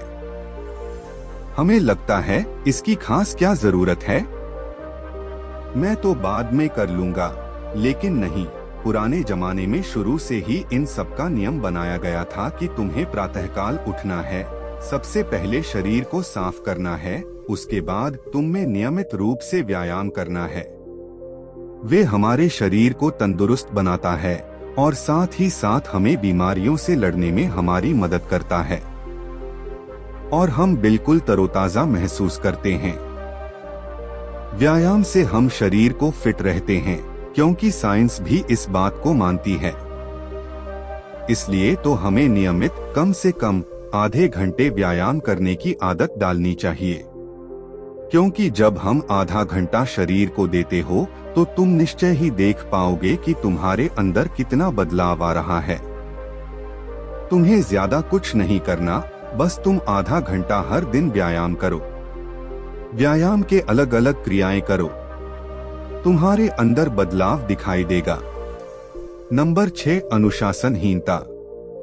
यह सही बात है, जिंदगी में जिसकी अनुशासन नहीं उसे बर्बाद होते देर नहीं लगती, और अनुशासन हर इंसान के लिए जरूरी है। अनुशासन सबके लिए जरूरी है, क्योंकि तुम सोचो, अगर तुम्हारे शहर में कोई ट्रैफिक लाइट ना हो, सबको अपने मन से आजादी दे दी जाए कि तुम्हें जैसे मर्जी जाओ, जैसे मन आओ, ना तुम्हें हेलमेट की जरूरत है, ना तुम्हें किसी भी तरह की चीज की आवश्यकता है, सब अपने मन के मालिक बन जाएं, फिर भला वह शहर में क्या होगा। उस नौजवान ने कहा, फिर तो हर जगह हाथ से ही होंगे, वाहन आपस में भिड़ जाएंगे और लोग लड़ाइयां करते फिरेंगे। महात्मा ने कहा, बिल्कुल ऐसे ही। अगर तुम्हारे शरीर में कोई नियम, कानून या अनुशासन नहीं तो तुम्हारा शरीर और तुम्हारा मन आपस में लड़ते रहेंगे और आखिर में नुकसान तुम्हारा ही होगा। इसलिए अनुशासन जरूरी है। तुम अपने आप को अनुशासन में रखो कि कौन सा काम तुम्हारी सही है और कौन सा काम गलत है। देखो, मन चच है, मन तुम्हें भटका जाएगा और मन तुम्हें सही रास्ते पर जाने से रोकेगा। इसीलिए अपने इंद्रियों काबू में रखो और उन चीजों के प्रति कभी आकर्षित मत हो जो तुम्हें बर्बाद करती हैं। इसीलिए जो चीजें बुरी हैं, जो चीजें गलत हैं, उनका त्याग करना, उनकी तरफ आकर्षित ना हो ना, यह तुम्हारे लिए फायदेमंद है। और जो इस बात को नहीं समझ पाता वह हमेशा खुद को मुसीबत में ही डाल लेता है। नंबर 5, कोई गोल ना होना। जिंदगी में जिसका कोई रास्ता नहीं वह भला आगे कैसे जाएगा। जिंदगी में जिसके पास कोई मंजिल नहीं वह भला रास्ते पर चलकर भी क्या करेगा। तुम ही सोचो, अगर मैं तुम्हें बोलूं तुम सीधे रास्ते में जाओ, तुम कहां पहुंचोगे। अगर तुम्हारे मन में कोई मंजिल नहीं, कोई लक्ष्य नहीं, तो तुम क्या करोगे। इसलिए जिंदगी में एक गोल के साथ चलना जरूरी है। फिर तुम्हें पता होगा कि कहां पहुंचना है, तुम्हें कहां रुकना है और तुम्हारी मंजिल क्या है। तब सफर का आनंद आता है। इसलिए जिंदगी में एक लक्ष्य निर्धारित करो कि तुम्हें यह बनना है, यह करना है। तो हमारा यही लक्ष्य है और तुम्हारी यही मंजिल है, और उस मंजिल के लिए जी जान लगा दो, चाहे जो भी हो, तुम्हें हर हाल में उसे पाना है। और सबसे बड़ी बात, कभी हिम्मत मत हारो। जब तुम्हारे पास एक लक्ष्य होगा, तब तुम्हें जिंदगी जीने में मजा आएगा। तुम हर दिन उसके लिए काम करोगे, हर दिन उन्हें मुश्किलों से निकलने के नई नई योजनाएं बनाओगे, और यही चीज तुम्हें कामयाबी के रास्ते पर लेकर जाएगी। जिनके पास मंजिल नहीं, वह अपने समय को, अपने दिन को ऐसे बर्बाद करते हैं। लेकिन जिनके पास मंजिल है, वह हर दिन उसके लिए काम करते हैं। नंबर 4, ज्यादा आराम करना। यह सही बात है, ज्यादा आराम इंसान को बीमार कर देता है। इसीलिए शरीर को ज्यादा आराम मत दो। देखो, जिंदगी में बात हमेशा याद रखना, तुम शरीर को जितना आराम देते हो, शरीर तुमसे उतना ही आराम मांगती है। इसलिए अपने कंफर्ट जोन से बाहर निकलो, शरीर को मुश्किल में डालो और शरीर को मुश्किल काम को करने पर मजबूर करो। क्योंकि तुम शरीर को जितना आराम दिलाओगे, यह उतना ही आलसी बनता जाएगा, और आलस इंसान का बर्बाद कर देता है। आलस ही इंसान का सर्वनाश कर देता है। इसीलिए तुमको आलस से बचना चाहिए और अपने कंफर्ट जोन से बाहर निकलकर नए नए रिस्क लेनी चाहिए। तुम सोचोगे कि इससे भला क्या फर्क पड़ता है, लेकिन इससे तुम्हारा दिमाग मजबूत होता है। जब तुम नई नई मुश्किलों का सामना करते हो, तब तुम्हारी जिंदगी में एक नई दिशा मिलती है। नंबर 3, ज्यादा सोचना की बीमारी। यह सही बात है, किसी काम को करने के लिए विचार जरूरी है, लेकिन हद से ज्यादा विचार और हद से ज्यादा चिंता अक्सर जिंदगी के लिए ठीक नहीं होती। इसीलिए ज्यादा विचार और ज्यादा सोचने की आदत तुम्हें छोड़ देनी चाहिए। जो होगा वह होकर रहेगा। तुम ज्यादा अपने पास्ट के बारे में मत सोचो कि मेरे साथ ऐसा क्यों हुआ, मेरे साथ ही बुरा क्यों हुआ, और आगे क्या होगा। इन सब पर तुम्हारा कोई हक नहीं है, और ना ही इस वक्त इस सब पर तुम्हारा कोई कंट्रोल नहीं है। इसलिए बस मेहनत करो, खुद पर यकीन रखो, तुम जरूर कामयाब हो जाओगे। सोचने से कामयाबी नहीं मिलती। नंबर 2, खुद पर यकीन ना होना। तुम्हें लगता है कि इसे भला क्या फर्क पड़ता है, लेकिन तुम जानकर इस बात को हैरान हो जाओगे कि जिस इंसान की जिंदगी में खुद पर यकीन नहीं है, उसे वह कितना भी मेहनत कर ले, उसके मन में हमेशा डर लगा रहता है। क्या मैं सफल हो पाऊंगा या नहीं, यह काम मैं कर पाऊंगा या नहीं, यह मेरे बस की बात नहीं है, यह तो बहुत मुश्किल है। इसीलिए जिंदगी में खुद पर यकीन करना सीखो, और सबसे बड़ी बात, अपनी मेहनत पर भरोसा करो कि तुम यह काम कर सकते हो। खुद को साबित करके दिखाओ कि तुम्हारे अंदर उतनी क्षमता है कि तुम उस काम को कर पाओगे। अगर तुम खुद पर ही यकीन ही नहीं करोगे, तो तुम दुनिया में कैसे जीतोगे। इसीलिए अपनी मेहनत पर और खुद पर यकीन होना जरूरी है। नंबर 1, अपने लिए जीना सीखो। देखो, जिंदगी में अगर तुम्हें सब कुछ मिल भी जाएगा और सब कुछ तुम बना भी लोगे और तुम सफलता के रास्ते पर चल भी पड़ोगे, लेकिन यह बात सच है, यहाँ पर कोई किसी का साथ नहीं देता। तुम्हारी जिंदगी तुम्हारी जिम्मेदारी है। तुम्हें जो कुछ भी करोगे अपने लिए, तुम जो कुछ भी बनोगे अपने लिए, जो कुछ भी सीखो अपने लिए, और हर हाल में तुम्हारा दोस्त बस तुम ही हो। इसलिए खुद से दोस्ती करो, खुद से प्यार करो, क्योंकि यहाँ पर कोई किसी का साथ नहीं देता और ना ही कोई किसी की मदद करने वाला है। इसलिए इस बात को तुम कभी मत भूलो। और तुम हर परिस्थिति में अकेले चलने की आदत डालो। अकेले रहना सीखो और अकेले मेहनत करना सीखो, क्योंकि यह जरूरी है और यह सच है। यह सारी बातें सुन के उस नौजवान के जीवन में बहुत परिवर्तन आया और वह पूरी तरह से बदल गया। उम्मीद है आपको यह कहानी पसंद आई होगी और आपने इससे कुछ सीखा होगा। अपने सुझाव हमें कमेंट बॉक्स में दीजिए। आइए एक नई कहानी शुरू करते हैं। इस कहानी को अंत तक सुनिए, क्योंकि यह कहानी आपकी जिंदगी बदलने वाली है। एक बार की बात है, एक बूढ़े इंसानों का ट्रिप हिमालय पर घूमने के लिए निकला था। सबकी उम्र 50 साल से ऊपर की थी। तब तक एक इंसान को एक महात्मा का आश्रम दिखाई देता है। उसने सुन रखा था कि हिमालय में बहुत से ऐसे महात्मा रहते हैं जिनके पास बहुत सारी बीमारियों का समाधान है। इसी इरादे से वह उनके पास जाता है। आश्रम के अंदर उसे एक महात्मा दिखाई देते हैं, जो महात्मा काफी ध्यान मुद्रा में एक पैर के नीचे ध्यान कर रहे थे। वह उनके पास जाता है और उनको प्रणाम करता है और कहता है, महात्मा, बुरा ना माने तो मैं आपसे एक बात पूछूं। मैं काफी दूर से आया हूँ। महात्मा कहते हैं, बेझिझक तुम पूछो, क्या बात है। वह बताता है कि मैं पेशे से एक व्यापारी हूँ, लेकिन मुझे चैन से नींद नहीं आती। मैं जब भी सोने जाता हूँ, मेरे दिमाग में बहुत सारे ख्याल आने लगते हैं। दिमाग तरह तरह की बातें सोचता है।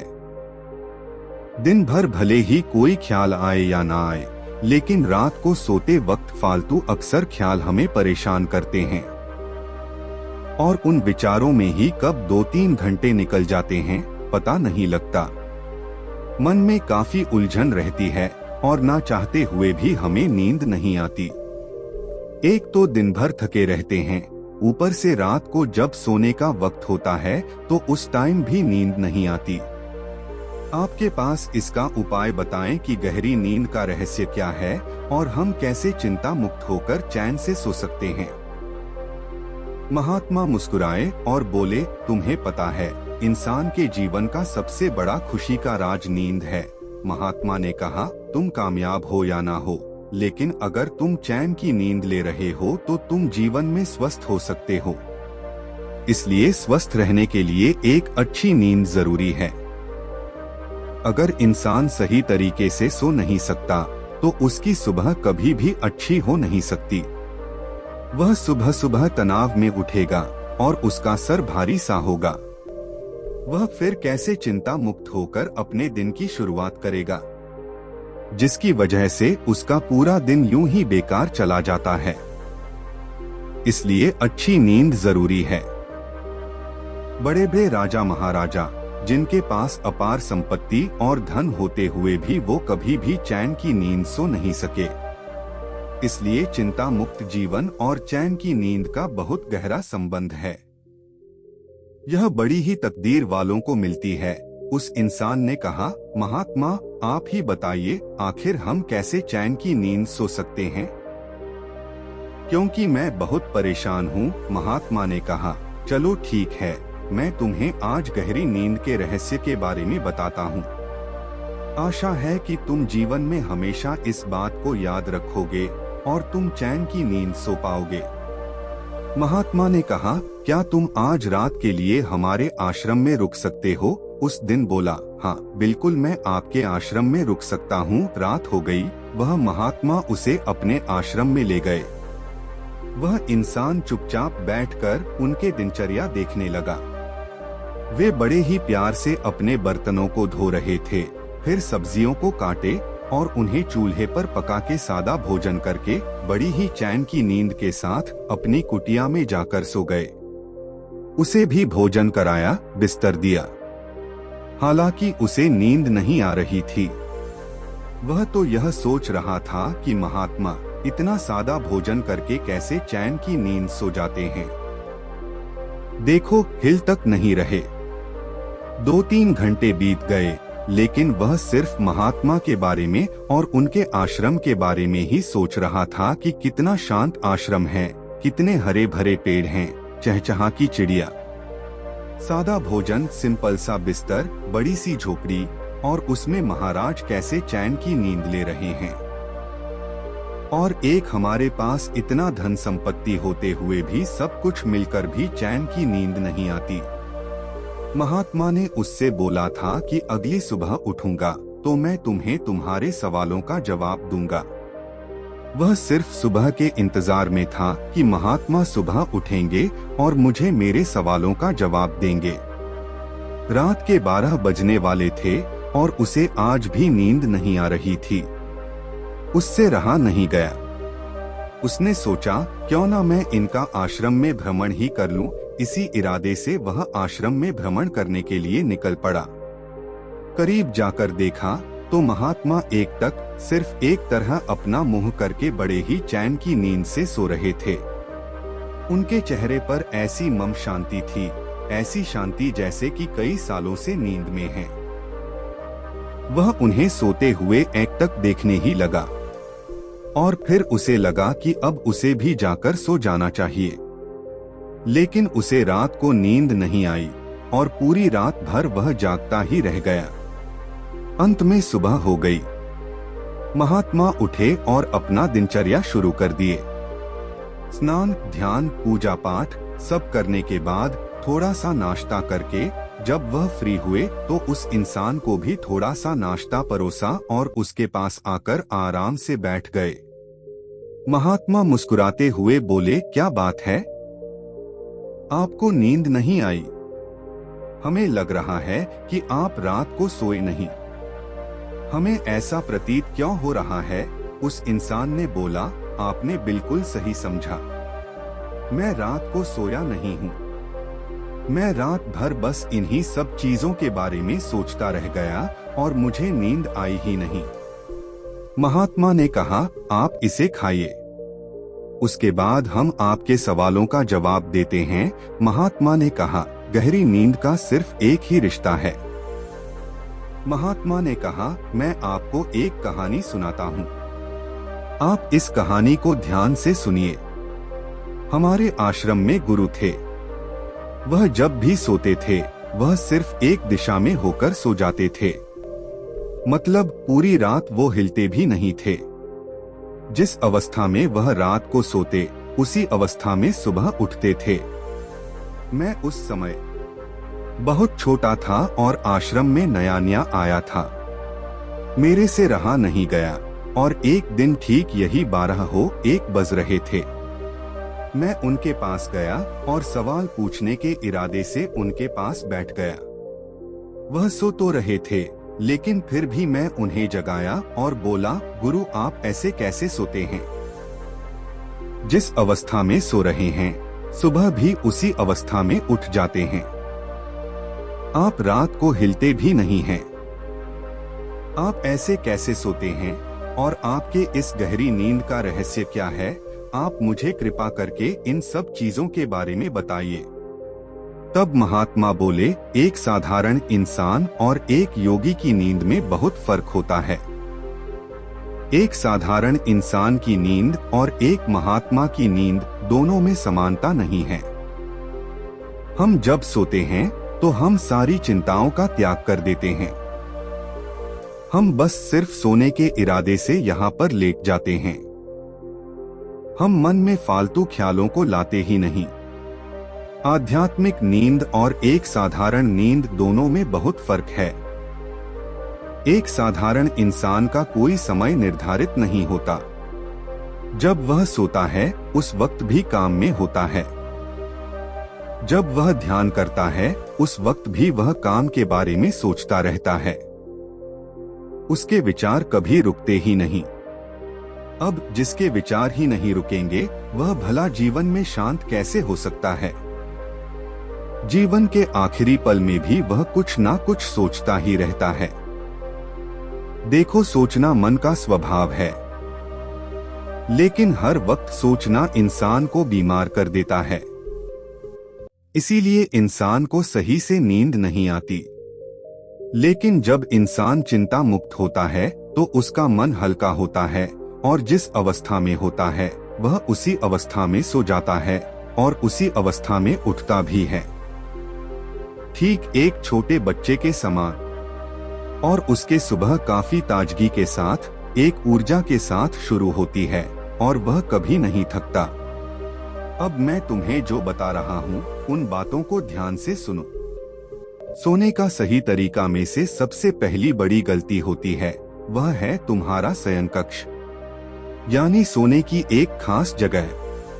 शयन कक्ष का मतलब यह है कि हमें जहाँ सोना होता है हम वहीं पर खाना खाते हैं, वहीं पर बातें करते हैं, वहीं पर बहुत सारी क्रियाएं करते हैं, जिसकी वजह से दिमाग उस शयन कक्ष को भी एक आम जगह मान लेता है। तुम बस यह बात सोच कर देखो, मान लो तुम्हें एक ऐसा कमरा दिया जाए जिसका उपयोग सिर्फ सोने के लिए किया जाए।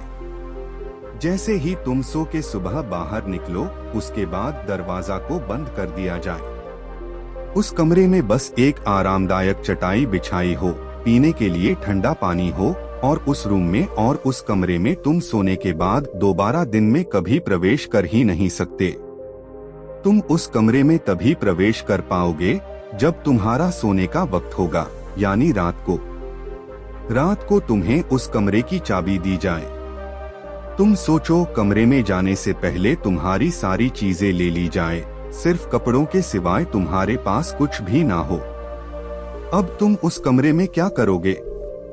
जाते ही तुम्हें उस कमरे में नींद आ जाएगी, क्योंकि तुम्हारे पास करने के लिए कोई काम नहीं होगा।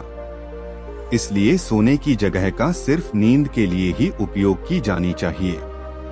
तभी दिमाग को लगेगा यह जगह सिर्फ सोने के लिए ही बनी है। और जैसे तुम उस जगह पर जाओगे, तुम्हें तुरंत नींद आ जाएगी। दूसरी ओर सबसे बड़ी गलती, नियमित नींद काल, यानी सोने के समय को निर्धारित करो। मुझे पता है कि आजकल की भागदौड़ भरी जिंदगी में टाइम से सोना कितना मुश्किल है, लेकिन फिर भी हमें कोशिश करनी चाहिए कि हम समय से सोएं। जब समय से सोएंगे नहीं, तो समय से हम कैसे उठ पाएंगे? इंसान के शरीर को खुश रहने के लिए और स्वस्थ रहने के लिए एक नियमित टाइम के लिए नींद जरूरी है, क्योंकि जब हम नींद में होते हैं तो हमारा दिमाग हमारी हेल्प करता है। और तुम बिना टाइम के सोते हो, बिना टाइम के उठते हो, तो फिर भला सही से नींद कैसे आएगी? तीसरी गलती, एक निश्चित तय समय पर रात को सोना और एक तय समय पर सुबह उठना आपको आपके शरीर के स्वाभाविक सोने व जागने के क्रम से तालमेल बनाने में मदद करता है। ज्यादातर लोगों को 6 से 8 घंटे सोने की आदत होती है, इसलिए अपने सोने और जागने के समय को निश्चित कर ले। दिन में सोना अनिद्रा को बढ़ाता है, अतः इससे बचे। और अगर बहुत जरूरी हो तो दिन में कम समय के लिए सोएं। क्या आपको ज्ञान है कि 20 मिनट का ध्यान आपको 8 घंटे की नींद से भी अधिक गहरा विश्राम दे सकता है? खुद नियमित ध्यान न को आजमाएं और बदलाव को अनुभव करें।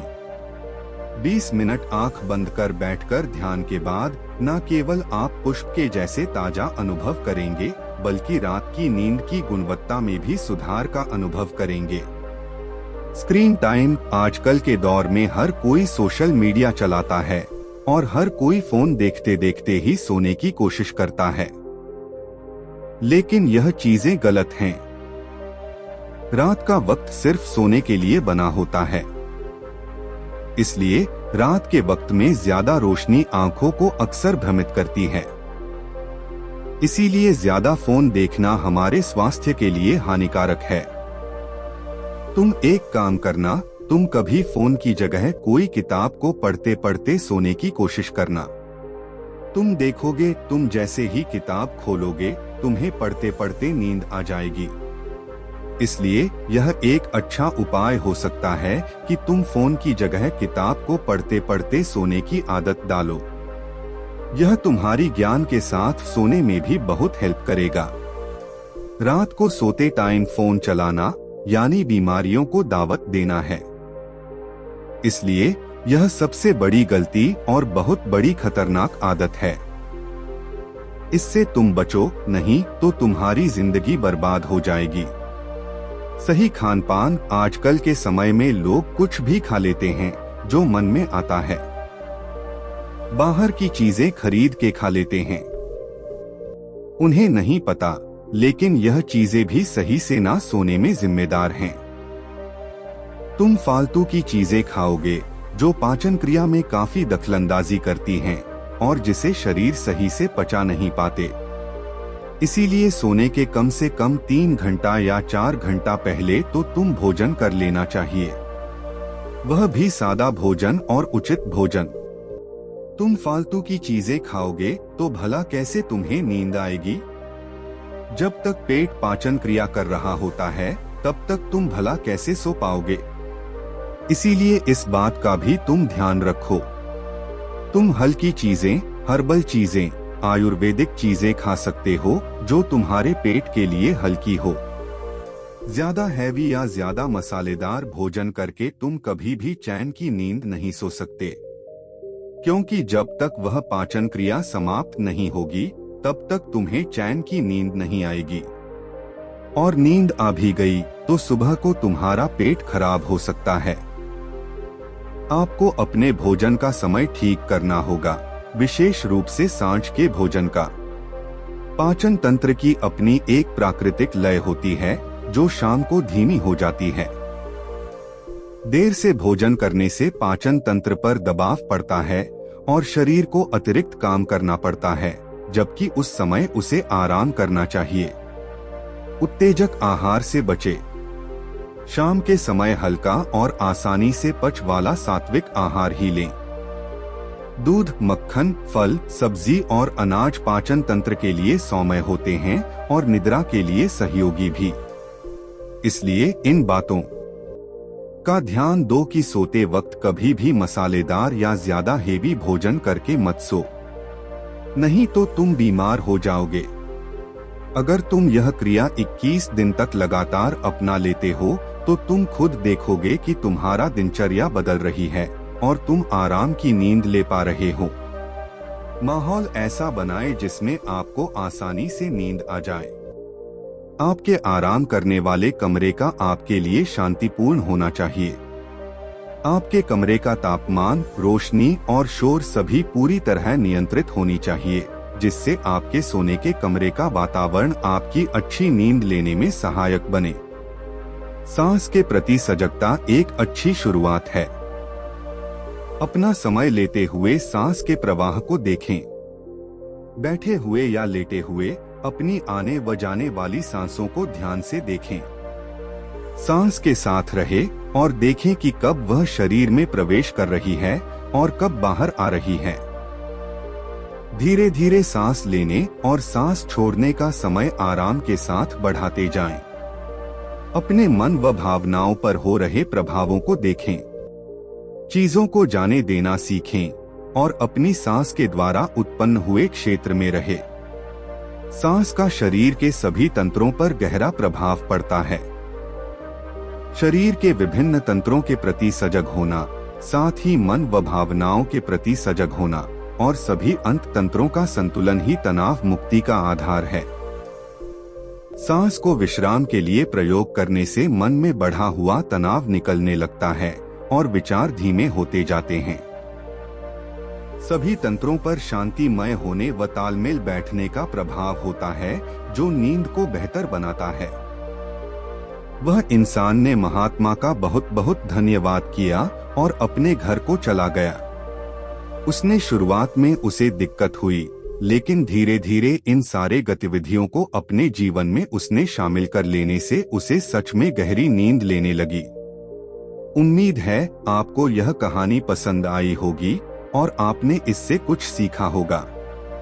अपने सुझाव हमें कमेंट बॉक्स में दीजिए। आइए नई कहानी शुरू करते हैं। जंगल के बीच में एक बुढ़िया रहती थी। कहते थे उस बुढ़िया को बहुत ज्ञान था। उसे हर चीज के बारे में पता था और दूर दूर से लोग उस बुढ़िया को ढूंढने और उससे मिलने आते थे, लेकिन वह शायद ही बुढ़िया किसी से मिल पाती। वह किस्मत वाला ही होता जिससे बुढ़िया की मुलाकात होती है। एक समय की बात है, एक बार शहरी लड़का उस बुढ़िया को खोजने के लिए जंगल में निकल पड़ा। उसने सुना था कि बुढ़िया कहती थी कि शब्दों में जीवन को बदलने की ताकत होती है। वह उसी का जवाब पाने के लिए उससे मिलना चाहता था। निकलते निकल शाम हो गई और वह थक गया। 2 दिन लग गए, लेकिन जंगल के एक छोर से उस छोर तक उसे कोई भी आश्रम नहीं दिखा। आखिरकार अंत में उसे एक छोटी सी झोपड़ी दिखाई दी। उसने देखा कि उसमें एक लाइट जल रही है। वह वहां पर गया तो देखा कि वहां पर सिर्फ एक लड़की थी। उसने लड़की से बोला, क्या आप वही बुढ़िया हो? लड़की ने कहा, नहीं, वह मेरी माँ है, लेकिन वह वहाँ पर है नहीं। उसने कहा, मुझे उस बुढ़िया से मिलना है, मुझे उसके बारे में बताओ। लड़की ने उसे 3 टोकरियां दी और कहा, तुम इसे लेकर जंगल की सीधी दिशा में चले जाओ और कहीं भी मुड़ना मत। उस टोकर में से एक काफी आकर्षित सुगंध आ रही थी। लड़के ने पूछा, आखिर इस टोकर में है क्या और इसमें से इतनी सुगंध क्यों आ रही है? उसने बोला, मुझे नहीं पता, लेकिन अगर मेरी माँ मिले तो उनको तुम यह जरूर दे देना। उसने बोला, ठीक है, कहा, इसे लेकर तुम सीधे चलते रहो, लेकिन याद रखना यह सफर आसान नहीं है। रास्ता जैसा भी हो तुम बस चलते रहो। तुम्हें उससे मिलना है तो तुम्हें सीधी दिशा में चलना होगा। रास्ते में विपत्तियां आएंगी, लेकिन तुम हमेशा सच बोलना। उसने कहा, यह क्या बात है? हमेशा सच बोलना। आखिर मुझसे रास्ते में कौन मिलने वाला है?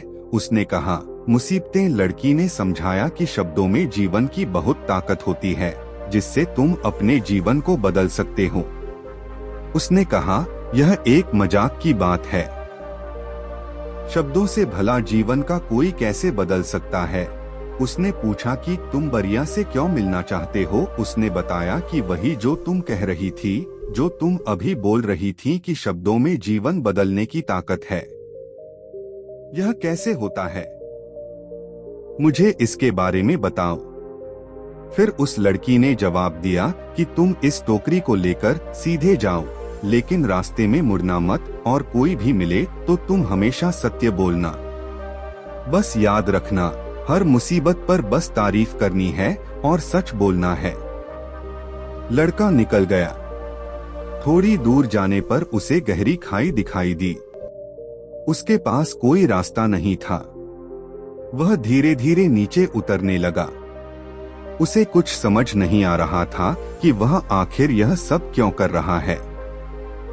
वह नीचे उतरा, एक टोकरी गिर गई। उस टोकरी को निकालने के लिए वह खाई में कूदा और ऊपर आया तो देखा कि एक शैतान खड़ा था जो उसे मारकर खाना चाहता था। शैतान ने बोला, तुम भी मुझे यह टोकरी दे दो।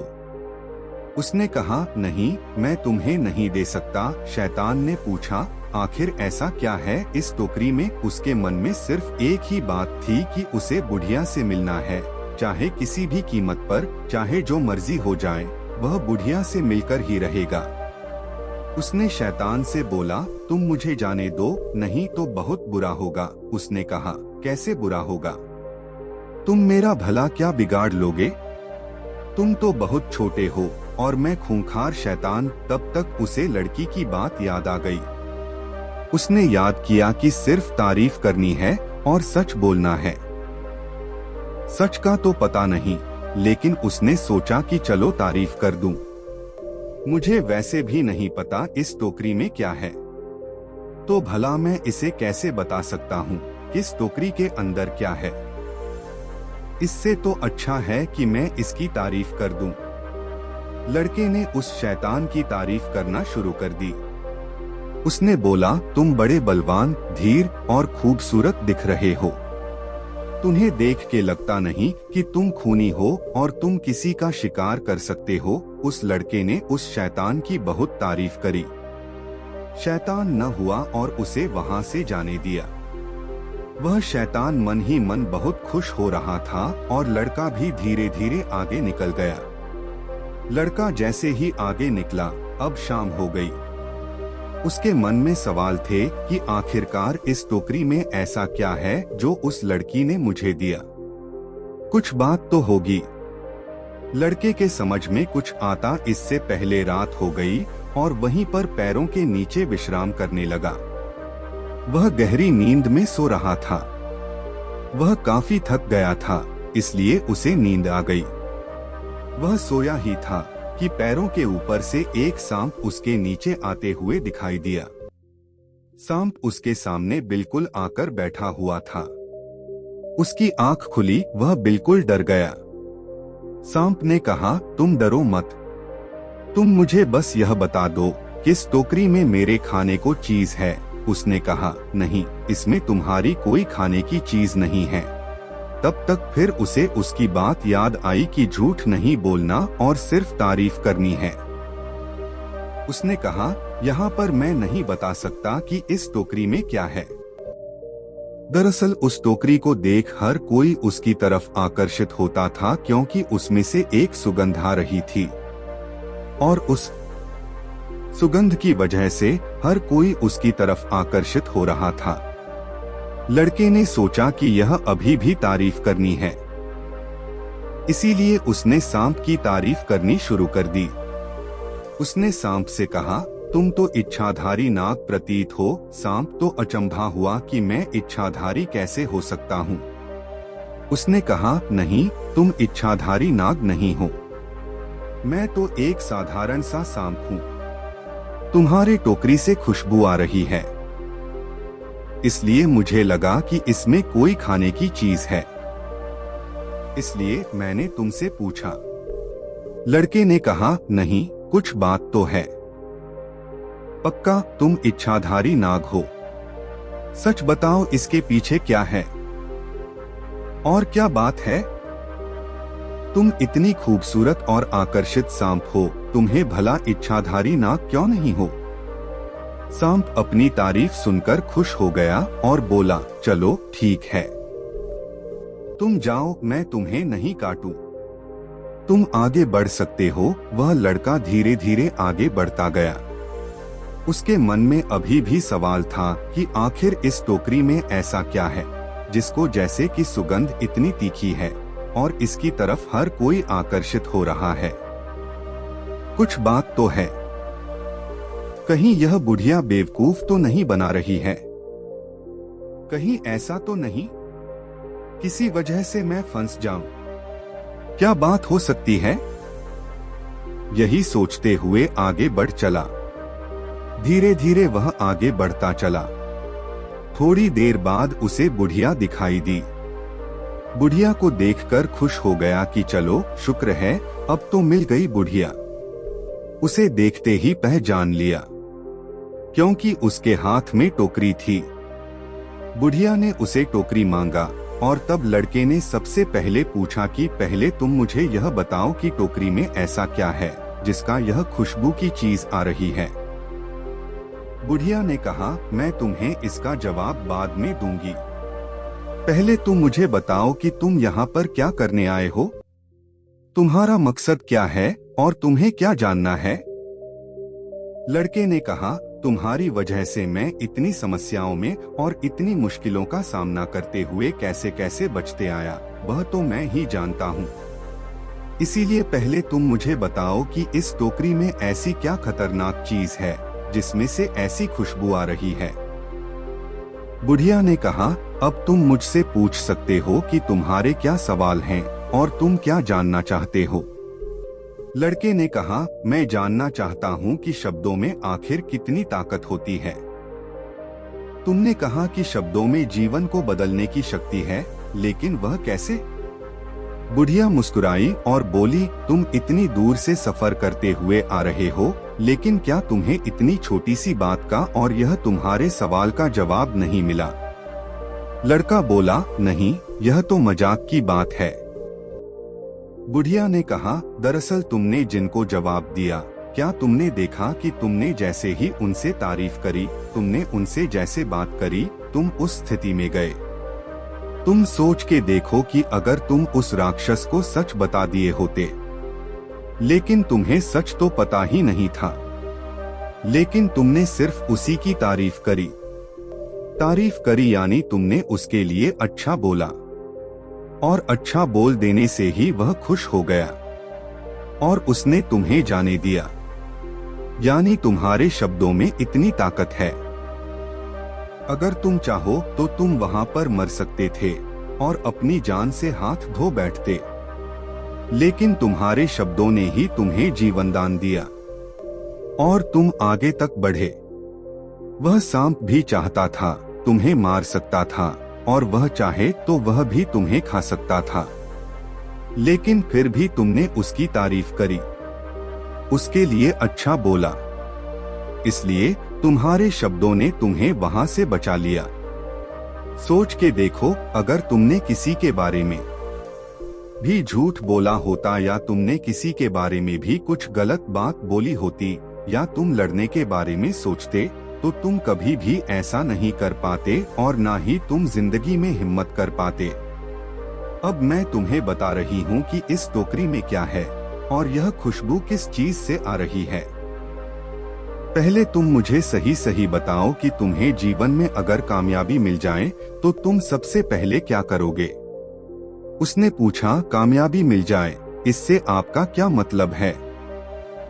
बुढ़िया ने बोला, मतलब कि अगर तुम्हें ढेर सारा धन दौलत मिल जाए और अगर तुम कामयाबी के शिखर पर पहुंच जाओ तो तुम खुद को कैसे देखोगे और तुम क्या करोगे? लड़का ने कहा, अगर ऐसा कुछ मेरे जीवन में होता है, लेकिन मेरे पास तो पैसा ही नहीं है, मैं ऐसा करूंगा। गुरु ने कहा, अगर सिर्फ सोचने मात्र से तुम्हारे अंदर उस काम को करने की हिम्मत आ रही है तो भला सोच के देखो, अगर तुम ऐसा कर पाते हो तो फिर क्या होगा। जिंदगी में एक बात हमेशा याद रखना, हम जैसा सोचते हैं वैसा हम करते हैं और वैसा हम बन जाते हैं। जो हमारी सोच है हमारी भविष्य का निर्माण करती है और वैसे ही हम होते जाते हैं। इसीलिए जिंदगी में कुछ पाने के लिए या कुछ बनने के लिए सबसे पहले हमें सोचना जरूरी है। हमें चाहिए कि उस बारे में सोच के हमें दिन प्रतिदिन उस पर काम करना जरूरी है।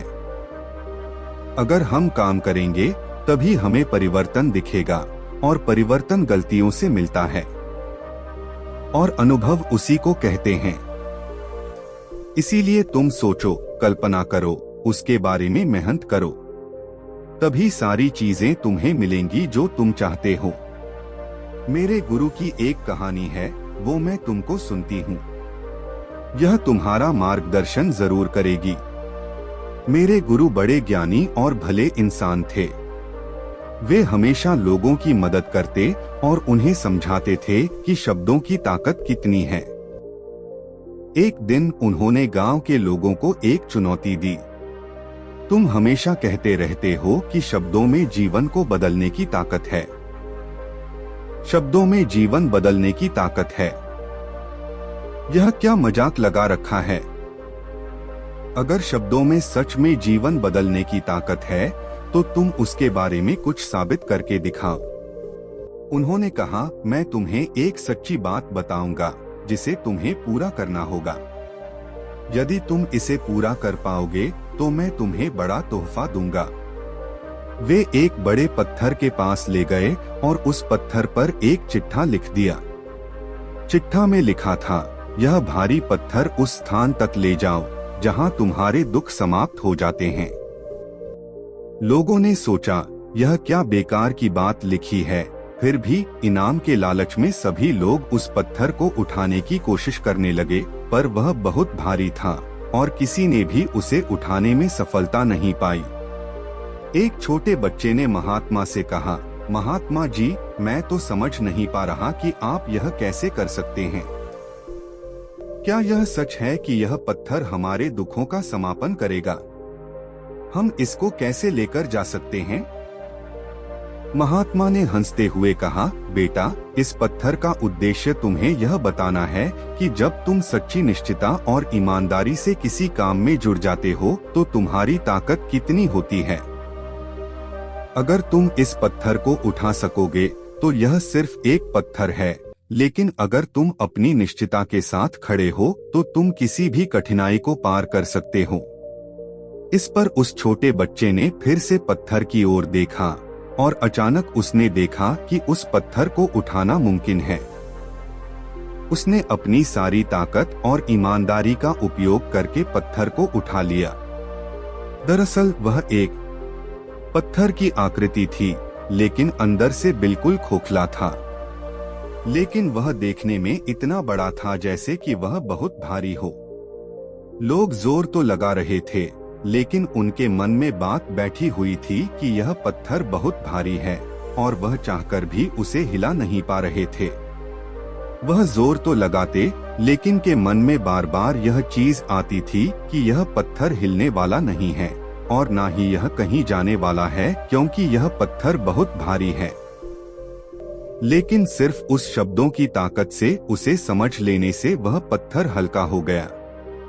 यह सारी चीजें और सारा बस हमारे मन का है और कुछ भी नहीं। जीवन में हम जिस काम को बहुत ही मुश्किल समझते हैं, जिसे हम बहुत असंभव समझते हैं, हमें यह लगता है कि यह बहुत ही असंभव है, इस काम को हम कर नहीं सकते। लेकिन सच में वह सिर्फ मन का वहम है और हम चाहते हुए भी उस काम को कर नहीं पाते। महात्मा ने उसे एक बड़ा तोहफा दिया और कहा, बेहद शक्तिशाली और सच्चे शब्दों की ताकत को समझने के लिए तुम्हें यह चुनौती दी गई थी। तुमने उसे पूरा किया है। अब यह तोहफा तुम्हारे उस संघर्ष की प्रतिबिंब है जिसे तुमने जीता है। सफलता पाने के लिए कुछ महत्वपूर्ण होते हैं जिन्हें अक्सर सफल लोग अपनाते हैं। यह नियम उन्हें उनके लक्ष्य की ओर आगे बढ़ने में मदद करते हैं और उन्हें अपने सपनों को हासिल करने की सिद्धि तक पहुंचाते हैं। अंत में उस लड़के ने पूछा कि वह सब तो ठीक है, मैं समझ गया, लेकिन अगर इस टोकर में है क्या? बुढ़िया ने कहा, दरअसल इस टोकर में कुछ भी नहीं है। इसमें कुछ खास फूल हैं जो मैंने अपने संध्या बंधन के लिए मंगवाए थे। यह फूल यहाँ नहीं मिलते। इन फूलों में इतनी गंध है कि सबको आकर्षित कर लेते हैं और इन फूल की जिज्ञासा ही तुम्हें यहाँ तक लेकर आई है। उस लड़के को सारे सवालों के जवाब मिल गए और उसने उससे बुढ़िया का धन्यवाद किया और वहाँ से खुशी खुशी चला गया और अपने जीवन में कामयाबी के रास्ते पर निकलने लगा। उम्मीद है कि आपको यह कहानी अच्छी लगी होगी और आपने इस कहानी से कुछ सीखा होगा। अपने सुझाव हमें कमेंट बॉक्स में दीजिए और ऐसी ही ज्ञानवर्धक कहानी सुनने के लिए हमारे चैनल कहानी वाइब्स को सब्सक्राइब कर लीजिए। मिलते हैं एक नई कहानी में। धन्यवाद। दोस्तों, अगर हमारी कहानी पसंद आए तो लाइक करें, चैनल सब्सक्राइब करें और बेल आइकॉन दबाएं। हमें सुपर थैंक्स देकर सपोर्ट करें और अपने सुझाव कमेंट में बताएं।